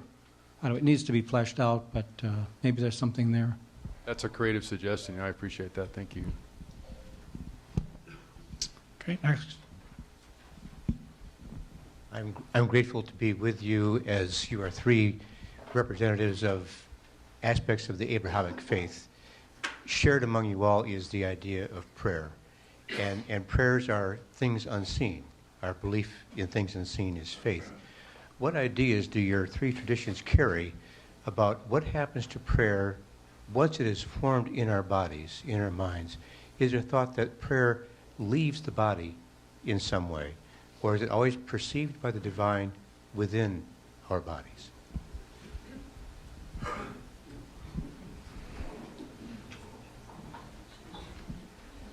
I don't know what the Christian tradition says about the prayer as an object like that. I tend to think of the prayer as an action, rather than a thing that has a location myself. And so in the same way that what I'm saying to you now doesn't have a location, but it's a thing that's somehow communicated across the space. But we might think of the effects of the prayer as remaining in your body, and some also leaving your body in some sense, and ending up somewhere else, maybe in God's action. So I think there are a lot of ways to think about that from my point of view. From my point of view, the prayer is not, the word is just an articulation at the last articulation of the prayer. So the prayer is a desire, a state of being, a state of mindfulness. That's why sometimes we say something and we don't get it, because actually in our heart we're stuck in somewhere else, or our real prayer is something else. We're confused, we're not clear. And so since God creates us, the majority Muslim theologians, not all of them, the majority, and I subscribe to that belief that God sustains us here and now. The name sustainer is one of the most repeated in the Quran. So he sustains us here and now. So he is creating me with my need and with my desire and with my prayer. So he does not need the prayer to go and come. It's my understanding. It's coming from my perspective. Where does the prayer go? It's a metaphor that I use in my limited semantics, but there is somewhere beyond where words don't work. I think that's a marvelous question. And we have an idea in Orthodox Judaism, from my point of view, that when I pray for health, I don't have to tell God what I need. I don't have to tell God what my problems are. He's sick and tired of hearing me tell him what my problems are. I pray for myself. I pray for health in order to make sure I understand that my health ultimately comes from God. I pray for sustenance in order that I should be more aware that my sustenance comes from God. So my prayers never leave my body. My prayers are for me, and they make me a better person because they increase my faith. So if my prayers are answered in some way, it's because I've been transformed through my prayers, and I am more worthy of having my prayers answered. The prayers are for me, not for God. Okay, we have some announcements about lunch and things, but we have one final question. Actually, not a question, just a couple of quick comments. Just wanted to add to what Yamina said about the Islamic concept of prayer, especially with respect to the answerability of them. She touched on the fact that a person's state of heart can influence the likelihood of a prayer being answered by God. So some of these teachings come from prophetic teachings from the Prophet Muhammad, as opposed to some of the Quranic teachings that she mentioned. But we have teachings that say that if a person doesn't pay attention to the lawfulness of their income and their food and their drink and their clothes, know that they're not living the way that God wants them to, how could they expect God to answer their prayers? There is the teaching that there's also reasons to think that some prayers are more likely to be answered, and that's if you're persistent in your prayer. God loves people who are persistent in their prayer, people who are very faithful and trusting and expecting a response from God, that actually is going to promote God answering your prayer. And people who are desperate, or people who are oppressed in particular. The Prophet said, beware of someone the prayer of a person who's oppressed. In other words, beware if they're praying God, invoking God, against potentially you if you're the oppressor, because there's no barrier between the prayer of an oppressed and God. And then finally, assuming you've met some of these conditions, so there's conditions for a prayer to be answered by God. If you meet those conditions and you pray sincerely to God, then God will answer it, but in potentially different ways. So One way is that he might respond promptly in this life, or he might delay the response based on his wisdom or mercy in the afterlife. So you might have asked for certain things and you never got it in this world, and then you find out in the afterlife that God saved those prayers and he rewarded you for them. And you might wish that he never answered any of your prayers in the world and he just saved it all up for later. And then finally, he might avert certain harms that might be equivalent to the thing that you had asked for. So you might not get it, but he will avert certain harms. So I just wanted to share that. Okay, Very, thank you. very helpful, thank you. Thank you, all the Templeton participants who have been here. I know you'll get a chance when you go back to Kalamazoo to discuss this further. Thank you so much, Scott and Yamina and Nathan, for your part. Before we recognize all that and depart, there are some announcements about lunch. Those of you that purchase lunch should have a ticket. Use your ticket to pick up your lunch. There's a variety of styles there. And if you didn't purchase a lunch and you want to stay, the afternoon sessions are going to be wonderful. I think you know that. And if you want lunch, there's lunch available nearby. Program manager Kyle Coyers will have some details. So as Doug said, we only have lunches available for folks that have tickets. So if you have tickets or you're with Kelly's group from Kalamazoo, you can head on out to the right. You'll see all the lunches there. Katie Gordon, our other program manager, will be there to assist you. If you have any questions about where to find lunch, if you don't have tickets, I will be at the table to the right of the door. There are some places in walking distance just down Michigan to the west, and I can talk to you more about that. So thank you. All right, you can pick up your lunch. You can take it to your meeting room, bring it back in here. And thank you again, speakers, and everyone else for your participation.